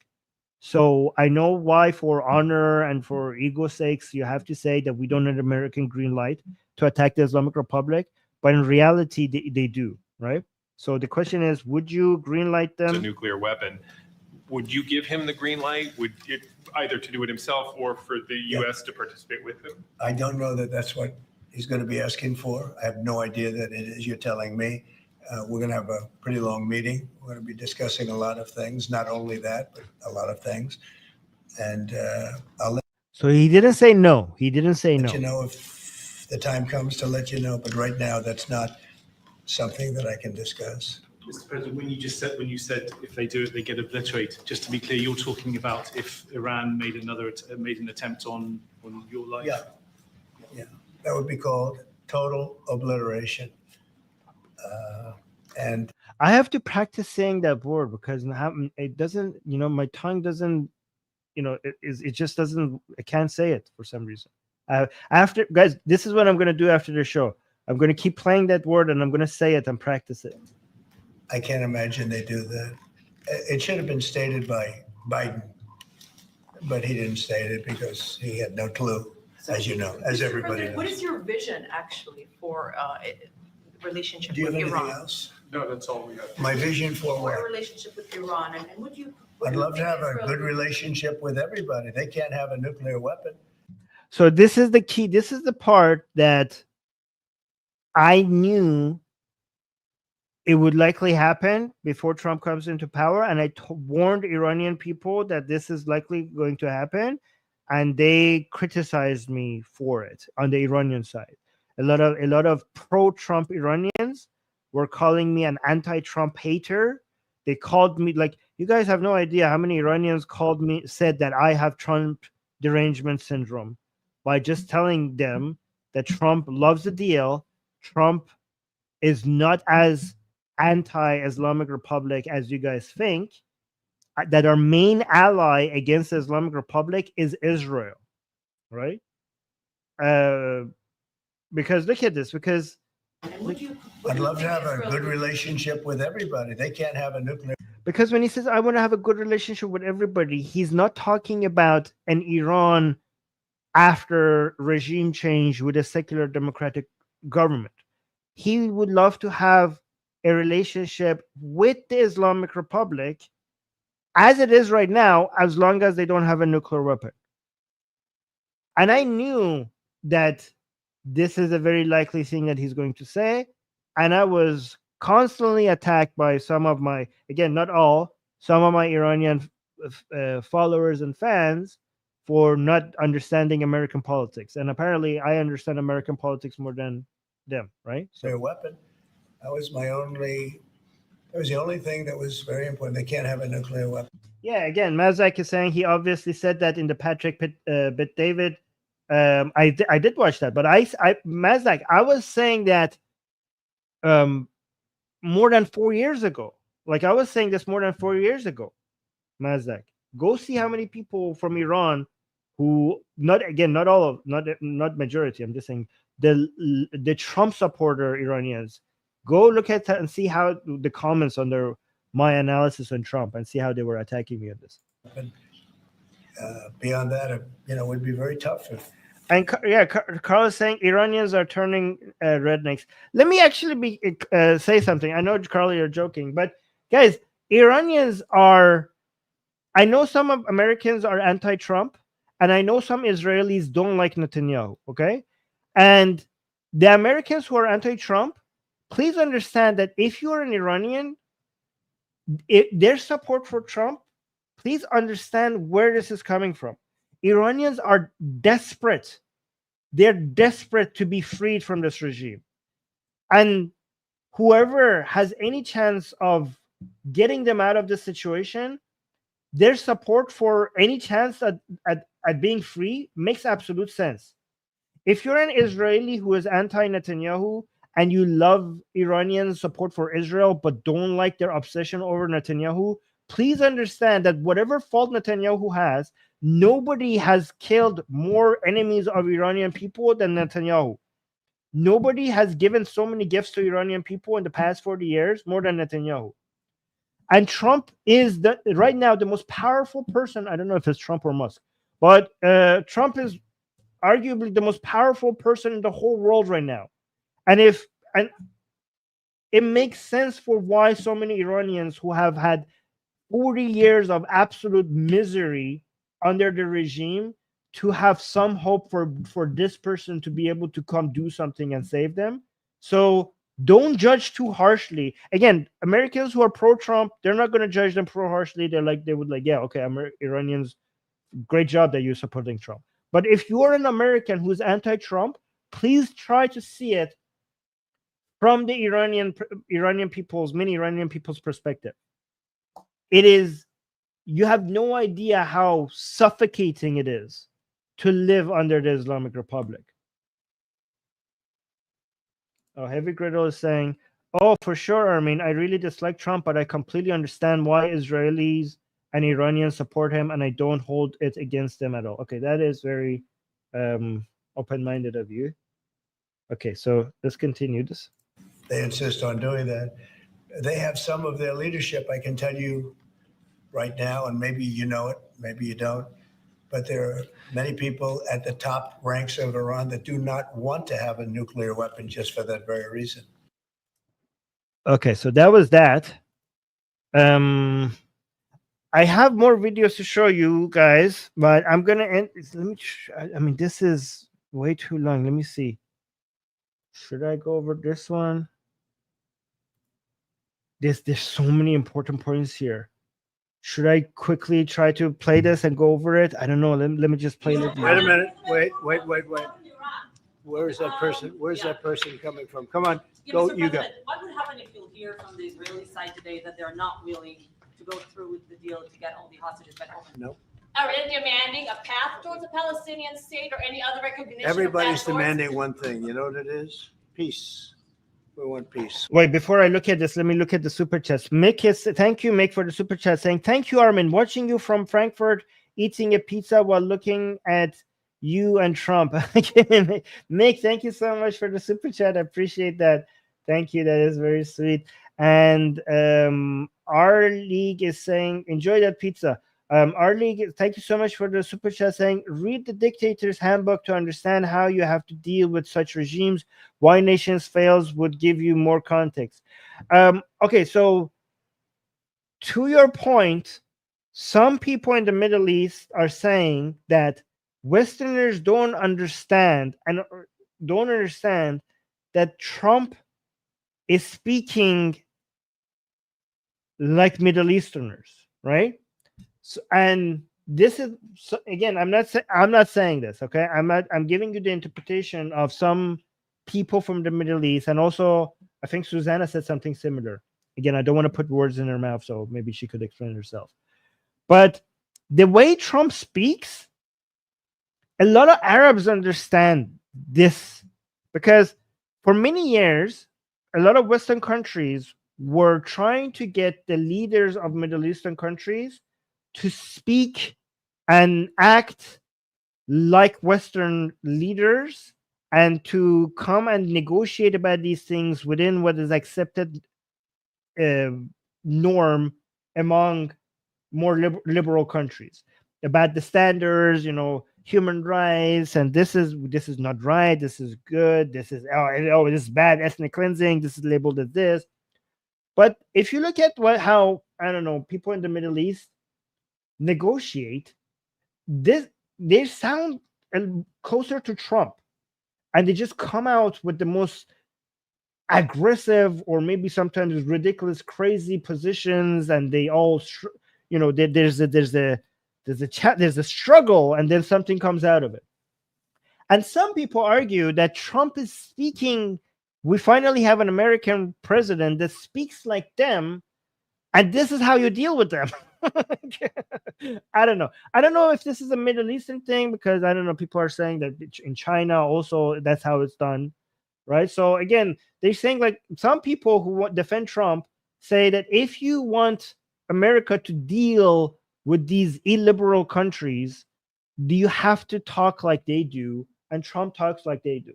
Again, that's not my interpretation. I'm just communicating So I actually prefer the norms and standards of liberal countries, and I want other countries to abide by their norms rather than liberal countries going back to how they do things. So I'm not going to endorse that interpretation. I'm just communicating it with you guys. Okay. Oh, Carl, thank you so much for the super sticker. Thank you so much for the support. Appreciate that. Let's continue with this. We want people to stop being killed. Mr. President, do you think it's politically possible in Israel to get this deal done until the end? Look, Netanyahu is like smiling. Netanyahu has just, I think his whole world has been rocked. And he has like, I don't know how to respond to all of this. I have to go back home and talk to a whole bunch of people and figure out what is the proper response. I mean, this could be amazing, but I don't know if I should publicly just endorse it. So let's see how Netanyahu gets around welcoming what Trump is saying, but also not directly saying like I'm okay with it. Peace. We want peace. We want people to stop being killed. Mr. President, do you think it's politically possible in Israel to get this deal done until the end? To get the deal done? Yeah. Sure. I mean, is it politically Why wouldn't a deal get done? A deal can get done. We'll see what happens. We're dealing with very complicated people, but a deal can absolutely get done. Prime Minister Netanyahu, we have heard Joe Biden and Donald Trump take credit for the hostage and. No, I don't. This is not the question I'm waiting for. You should go back to the idea of occupying Gaza. You should ask Netanyahu what he thinks about that. This is okay. You're asking a question that he has already answered so many times before, and you know exactly what he's going to say. Ask new questions. Who do you think deserves more credit? I think President Trump added great force and powerful leadership to this effort. I appreciate it. He sent a very good emissary. He's helped it along. And, I'll just tell you, I'm happy that they're here. And I'm sure the president is happy that they're here. And I would think that's about enough. Prime Minister, what about Elizabeth Short? Press taking a press conference in Israel and not in Washington. We would love to take a press conference to interview you, Prime Minister Netanyahu. A few more questions. Prime Minister Netanyahu, do you support going forward with this deal and getting all the hostages out? I support all the hostages out and meeting all our war goals. That includes and making sure that Gaza never poses a threat to Israel again. Are you willing? All three. Are you willing to those agree? Are you things willing go to agree? together? Are you willing Can you to promise to agree the families Trump's that you vision? bring all the hostages out? I think that I should talk to President Trump. Okay. I'll ask, do you agree with Trump's vision of getting all the hostages back home, even if it means to end? We know his answer here. Well, I'm not sure that you articulated correctly what the president's vision is. He can speak for himself. He does that very, very well. I have my own views. Yeah, he's going to go back to exactly what he says all the time. Like he's smart about this. He's not going to let the reporters make him say something that contradicts what Trump is saying right in front of him. So he will say, Trump will he will just let Trump speak for himself, and then he will just go. This is very, very strategic. Instead of speaking for Trump, he will let Trump speak for himself, and then he will go back to what he always says. 3 goals, not 1, not 2, 3 goals, and I will meet all 3 goals. I think the president can help enormously. He brings fresh thinking. Fresh thinking. Terrorists who murdered hundreds of people who listed their home as the part of the deal. It's a horrible thing. We can't forget it. I'll never forget it, and you can't forget it. And some people want to put it out of their memory, but we're not going to ever let that happen. It was a horrible day, October 7th. That was a horrible period of time. And a lot of people like to pretend Holocaust didn't happen. Same. He says, I don't know why they cut that part. He said, a lot of people try to pretend that didn't happen in the same way that they act like the Holocaust didn't happen. That's good that he said that. Mindset. No, we're going to get this thing wrapped up, and we're going to get it done. We're also dealing, I think, very successfully with Russia, Ukraine. We're going to hopefully get that one done at some point in the not too distant future. That's a complex problem also, but we solve problems. You know, when I left, we had no problem. There was no Ukraine and Russia fighting. There was no October 7th. There was nothing. And some very poor leadership led to a lot of problems and a lot of death. And it's a shame, but we'll put it out. We'll put out the fires. We have a lot of fires, but we'll put them out. Why do you still support the Palestinian state, like the peace plan you presented in January 2020? Is this plan still on the table? Well, a lot of plans change with time, and a lot of death has occurred since I left and now came back. This death occurred not while I was here, but while somebody else was here. It shouldn't have happened. They shouldn't have allowed it to happen. It would have never happened, and that includes Russia. Ukraine would have even a little bit, not even a chance. But now we are faced with a situation that's different, in some ways better and in some ways worse. But we're faced with a very complex and difficult situation, but we'll solve the problem. What other refugees you get from Gaza, out of Gaza? If not Jordan, Egypt, what other countries you think might accept Palestinians from Gaza? Well, I think Jordan and Egypt will. I know they've spoken about it with you, and they say they're not going to accept. I say they will. But I think. So this is a huge, bold claim, okay? Egypt and Jordan has said that they're not going to accept Palestinians in. He wants to completely remove all the Palestinians from Gaza, move them to Jordan and Egypt. Jordan and Egypt are very sensitive about this. They're very sensitive about this. I mean, they're sensitive about this because it's very hard, guys, to accept Palestinians. Palestinians have a huge population of people who, to be honest, they will just cause instability wherever they go, unfortunately, right? So, I mean, a lot of people might pretend that it's for the sake of Gazans. Oh, we're not going to accept Gazans because Gazans want to stay in Gaza. That's a bullshit answer. That's not the reason why they're not accepting it. The reason why they're not accepting it is because it will basically, they think that it's going to turn completely. They might even risk getting the whole country might collapse. I mean, Jordan. You know that how many of people in Jordan want to behead the king and the queen there, and now you're going to add more of those people to that country, like let's say 1 million more people out there. It would be it's a crisis that these countries cannot deal with. And I mean, Egypt, the current government in Egypt came with a military coup against the Muslim Brotherhood. That is the DNA. The DNA of the regime right now in Egypt is anti-Muslim Brotherhood. And Hamas in Gaza, the people in Gaza, is the worst of Muslim Brotherhood.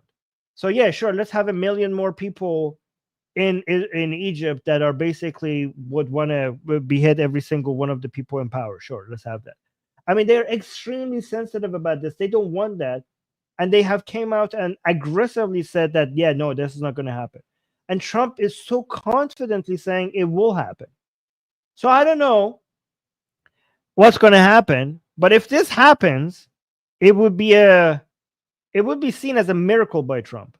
But right now, all predictions says that this is not going to happen. Every single analysis is telling you that this is impossible, an impossible ask, right? What do you guys think?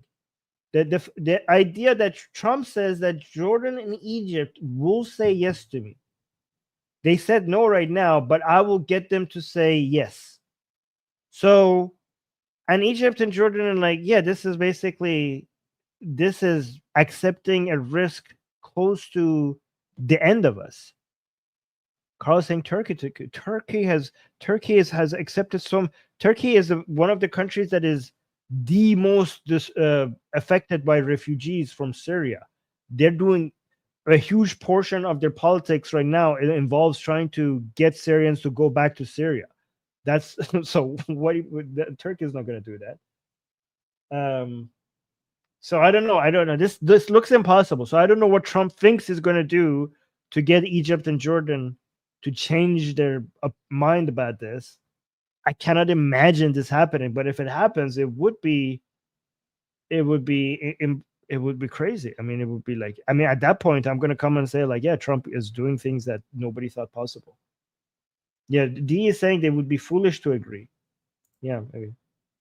Oh, Sarah is here. Hi, Sarah. Sarah is now highlighting the comments. Gene and Sarah are both here. Thank you, guys. I think other countries will accept also.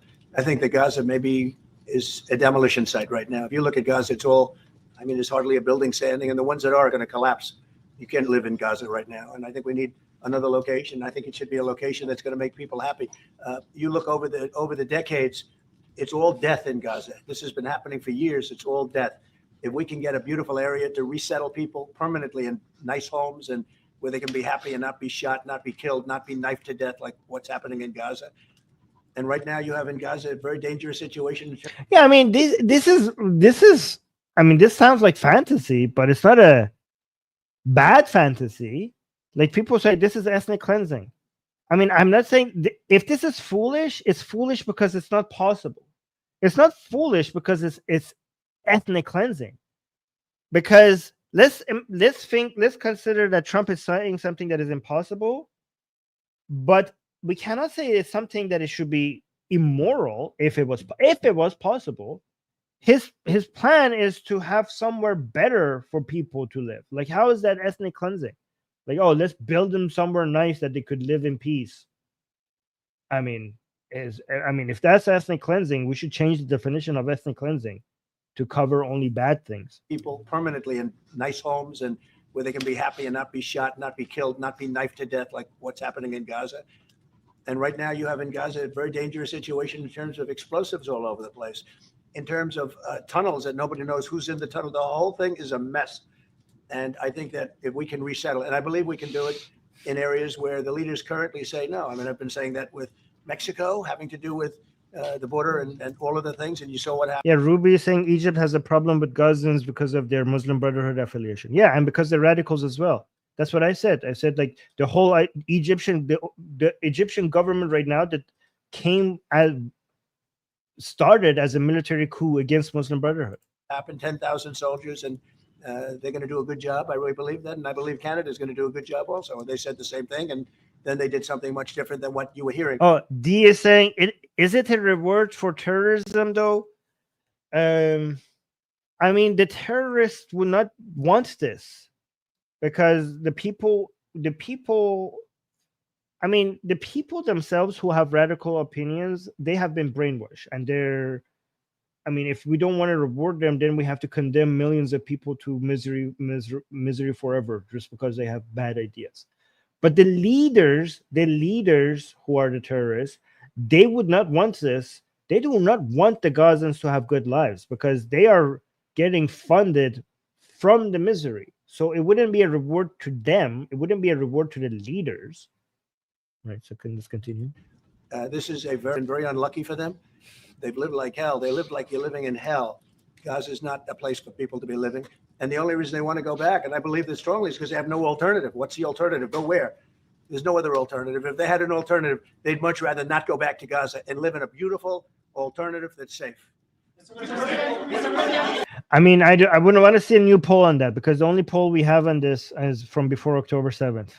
But we need a poll on this. I mean, it makes sense, though. If you were a sane person and somebody told you, would you like to continue living in Gaza, or I will build you someplace nice in Egypt and you could go there without getting bombarded all the time. I mean, if I was a sane person, I would be like, no, Gazans, this is the land of my ancestors, and we will forever and ever stay here, even if my children get killed.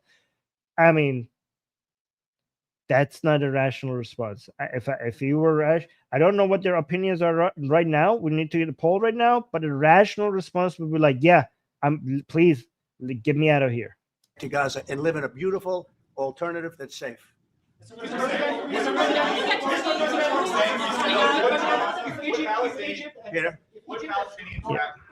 have the right to return to Gaza if they left while the rebuilding was happening? It would be my hope. Why would they want to return? The place has been hell. It's been one of the meanest, toughest places on earth. And right now, I've seen every picture from every angle, and nobody can live there. You can't live there.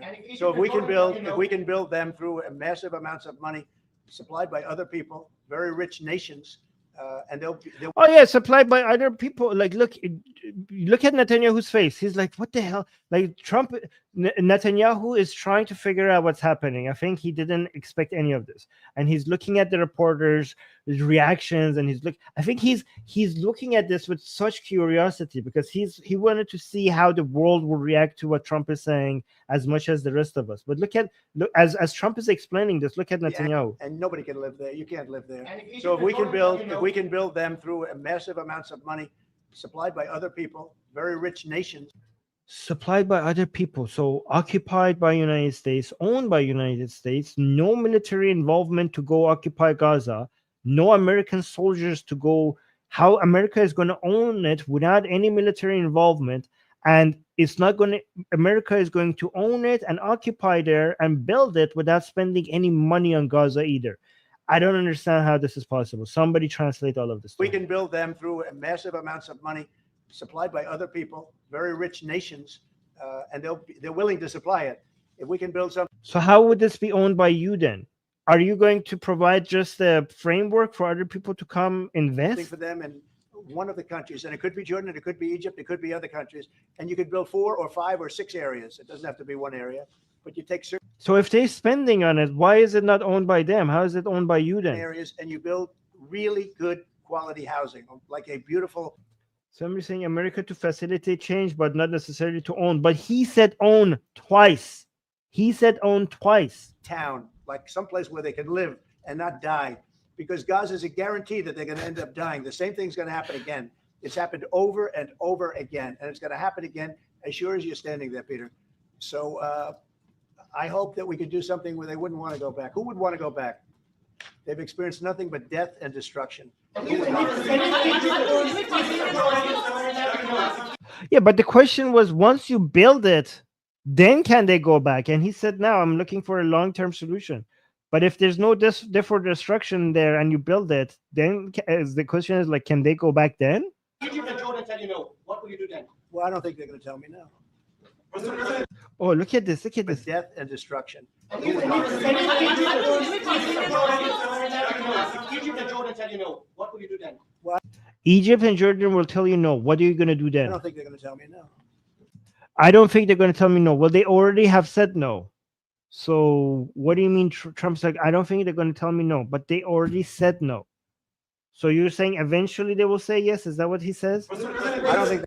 Do you think they could have lived in Gaza and not attacked Israel? Yeah, that's a good point. I think they're going to tell Biden no, and I think they're going to tell other people no. So you think it will happen?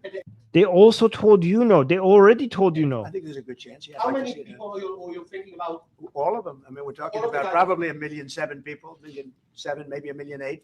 But I think all of them. I think they'll be resettled in areas where they can live a beautiful life and not be worried about dying every day. So now you have to spend money on rebuilding Gaza, but you also have to spend money on building another city somewhere else, or 2 cities in somewhere else. So there's a double the cost. So remember how much we told you guys, like, it's going to be so expensive to rebuild Gaza? Double it, because you have to build Gaza, but you also have to build another place for 2 million people. Because he's not talking about them living in camps or in tents. He's talking about them living in actually nice houses. Well, where?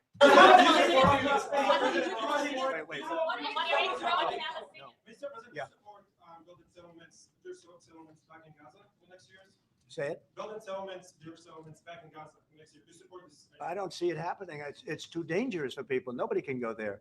It's too dangerous. Nobody wants to be there. Warriors don't want to be there. Soldiers don't want to be there. Look, okay, this is very important, guys. This question. Settlements back in Gaza next year. Say it. Yeah. Support building settlements, their settlements back in Gaza. Do you support building Jewish? Because guys, remember we asked, like, okay, Trump wants to own Gaza, and then who lives there? He's saying it's not the Gazans. They're going to get resettled somewhere else. Is it the Jewish people? Israelis are going to go settle there? He's like, no. So what who is going to live in Gaza? Is this for Americans? Say it. Building settlements, Jewish settlements back in Gaza. Building Jewish settlements back in Gaza. Trump is like, no. So guys, it's very interesting because a lot of right-leaning people in Israel, like Ben Gvir and Smitrich and all those people, they were happy with this plan because they want to go back and rebuild in Gaza. But Trump is like, no. So who is this for? I think is it going to be an international like city, like a location for everybody? Say it. Building settlements, Jewish settlements back in Gaza next year. Do you support this? I don't see it happening. It's too dangerous for people. Nobody can go there. It's too dangerous. Nobody wants to be there. Warriors don't want to be there. Soldiers don't want to be there. How can you have people go back? You're saying go back into Gaza now? The same thing's going to be death. The best way to do it is you. Well, not now, Trump. They're asking about once you do all the things you say, once you turn, like once you make it nice, once you say you take ownership over it and rebuild it. After the question is, who's going to live in their den? Go out and you get beautiful, open. Yeah, he says it's for the people of the world. Yeah, people of the world. So everyone, okay. Open areas with the sunlight coming through, and you build something nice. And they are not going to want to. They are not going to want to go back to Gaza. Prime Minister Netanyahu, what is your message to the families of the hostages?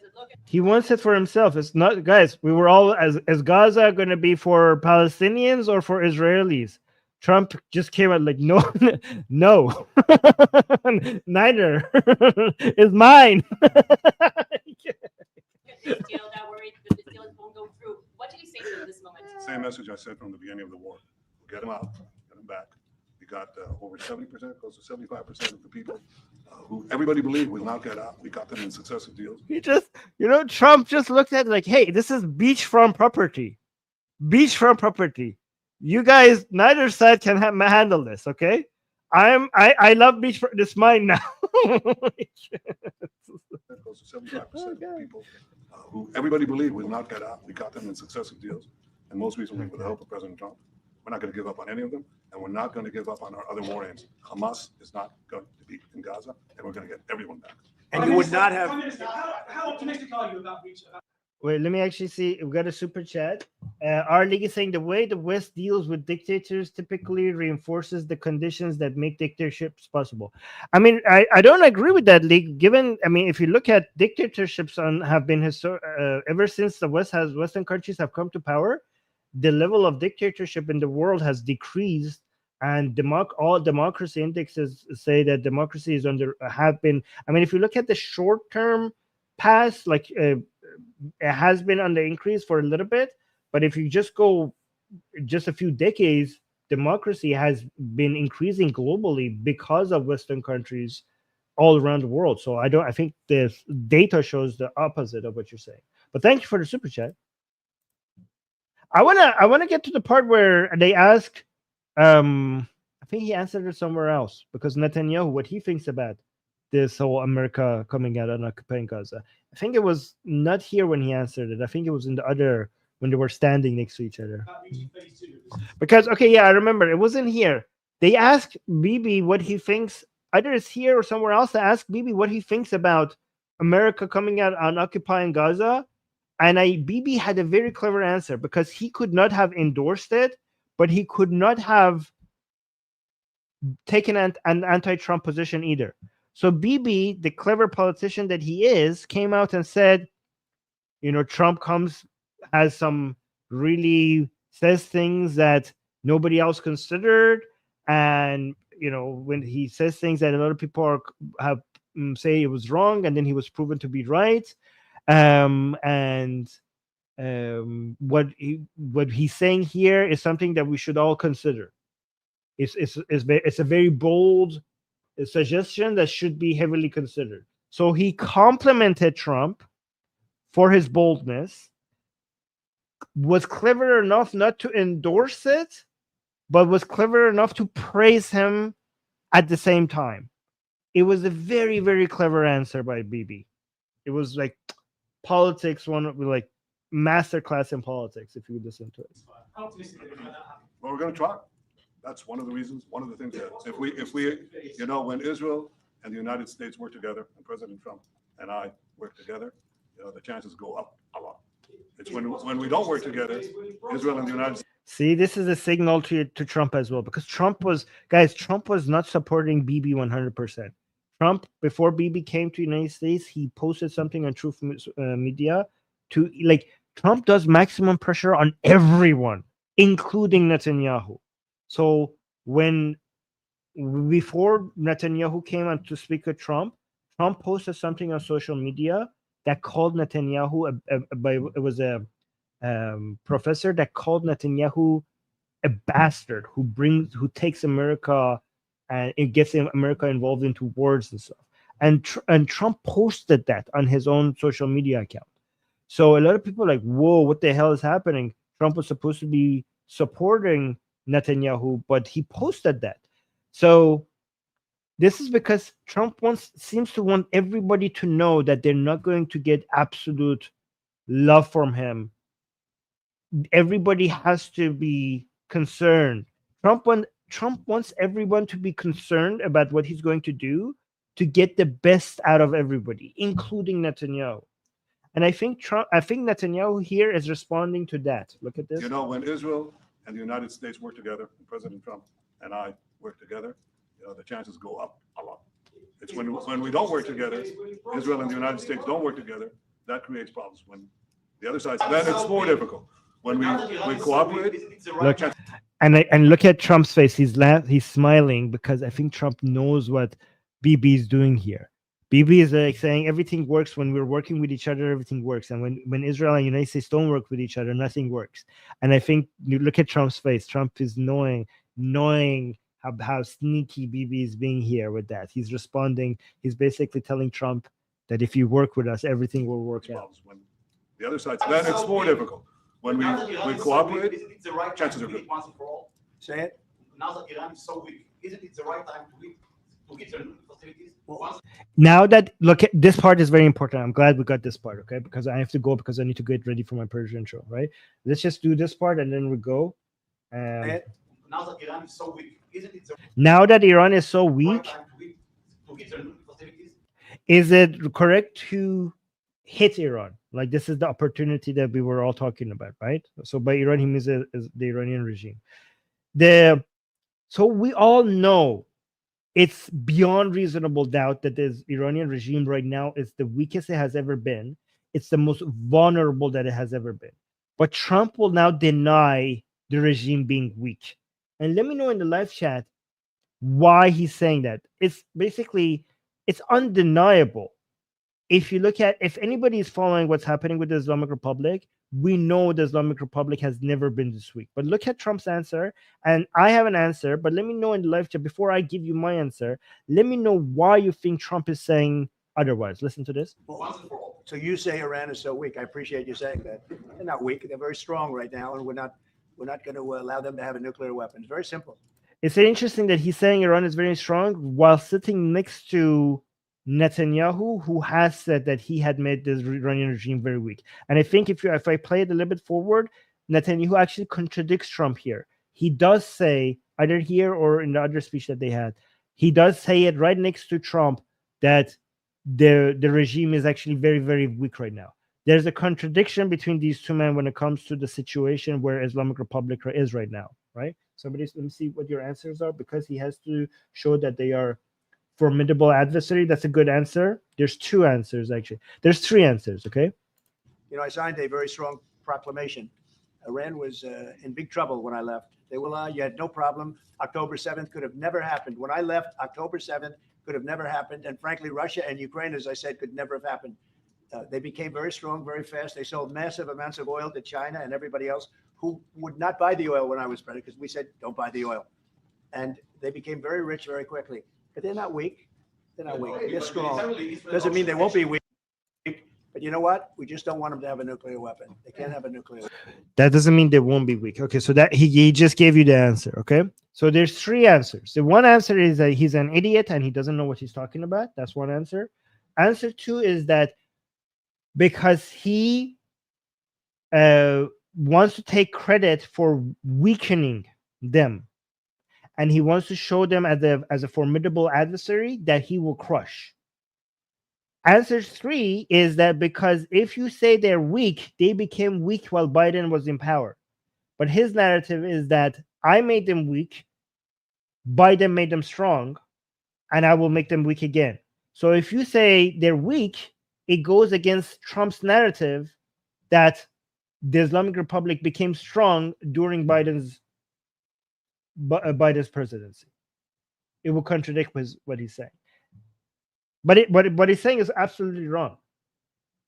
Israel has humiliated the Islamic Republic, and they have never been this weak economically, militarily, and there's guys. What when it comes to political power, there's three types of political power: economic political power, military power. So economic, militarily, and people power. Basically, the level of support you have among people, right?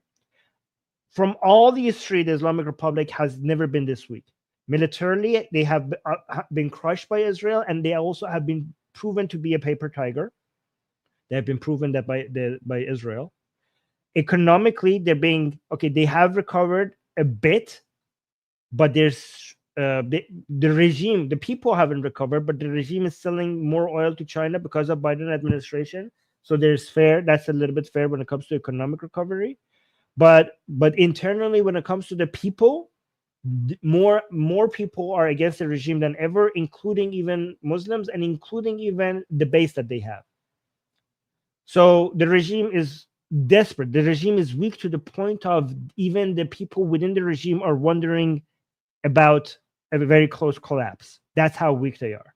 I'm not saying the regime will collapse or not collapse. I'm just saying people who support the regime, who are within the regime, some of them are saying that we're going to collapse any day now, right?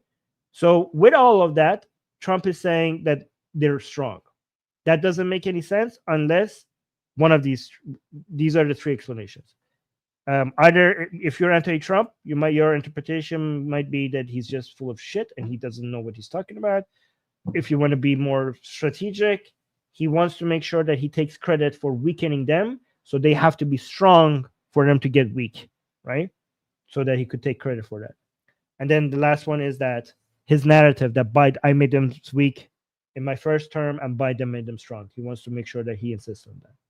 So these are my interpretations. If there are other interpretations, let me know what you guys think. Anyways, I have to go get ready for my next show, the Persian show. If you guys speak Persian, make sure you look at the link in the description for our link to our Persian channel and come there. We're going to basically talk about the same topic over there. Let me see. Let me just quickly read the. Thank you again to Sarah and Jean for highlighting the comments and starring the ones that they want me to read. Sketch is saying he wants Saudi Arabia to pay for it. You mean Gaza? He wants all of them. All of them. He also praised Qatar. Later in the same video, he praised Qatar for their involvement. He wants all of the countries, Arab countries in the region, to contribute. Hussein is saying, I lived in Gaza and I know lots of those people want out. Yes, okay. I've heard a lot of the Gazans want to leave as well. I just didn't have any stats. I found some stats, which is from before October 7th, which shows a third of them want to leave and 40% of young people want to leave. We need more recent stats because I'm guessing that number is now a lot higher after what happened after October 7th, right? But thank you for confirming it. I love having people from there telling us these things. Duke is saying he's seen all those protesters that set free. Yes, I've heard this. I heard this. This is I died laughing hearing this. Okay, so he's let me read this one more time. He's seen all those protesters that set free Gaza and took that offer. You're like, oh, I'll take free Gaza. Sure, why not? That's a good deal. I'll take it. Free Gaza, free Gaza. I'll take it if it's free. That's a good. Okay, that's good. That's good. I like. Thank you for that. Ina is saying because he has to show that they are for. Yeah, I already read that one. That was a good one. Seb is saying, and you agree with Trump or Bibi when it comes to the Islamic Republic being weak? Definitely with Bibi on them. On the Islamic Republic being really weak, like they're so weak. And again, this is an opportunity that if Israel loses, it's a closing window. They can recover. This is a closing window. Israel should, one way or another, take advantage of how vulnerable the Islamic Republic is right now. I don't know how they're going to do it, but if it would be one of the greatest missed opportunities for Israel if they do miss it. Thank you, guys. Again, please let me know if you agree, because you should agree. You should agree that the things that I said in the stream are unique. Like the perspectives that I gave you, you don't see that in other places, right? I give you, I give you perspectives that you don't see in other English-speaking live streams discussed as much here. Okay, so if you appreciate that, please make sure you subscribe, make sure you like the stream, make sure you hit the bell notification, make sure you leave a comment after the show is over. And also, if you want to support this channel, become a YouTube member, because YouTube membership, if we get to 1,000 YouTube members, this channel will be great. Like, we will have no more financial problems ever again, right? Let me actually see. Like, we will be able to cover all our expenses. How many members we have right now? And again, I'm making member-only streams for our members as well. So we have 223 members right now. We want to get to 1,000. So please get us to 1,000, okay? Become a member. Thank you, guys. I'm going to go get ready for the Persian show. Mwah. Oh, thank you, Heavy Control. Thank you, guys. And thank you to Sarah and Jean for highlighting the comments today. All right, guys. Talk to you later. Bye-bye.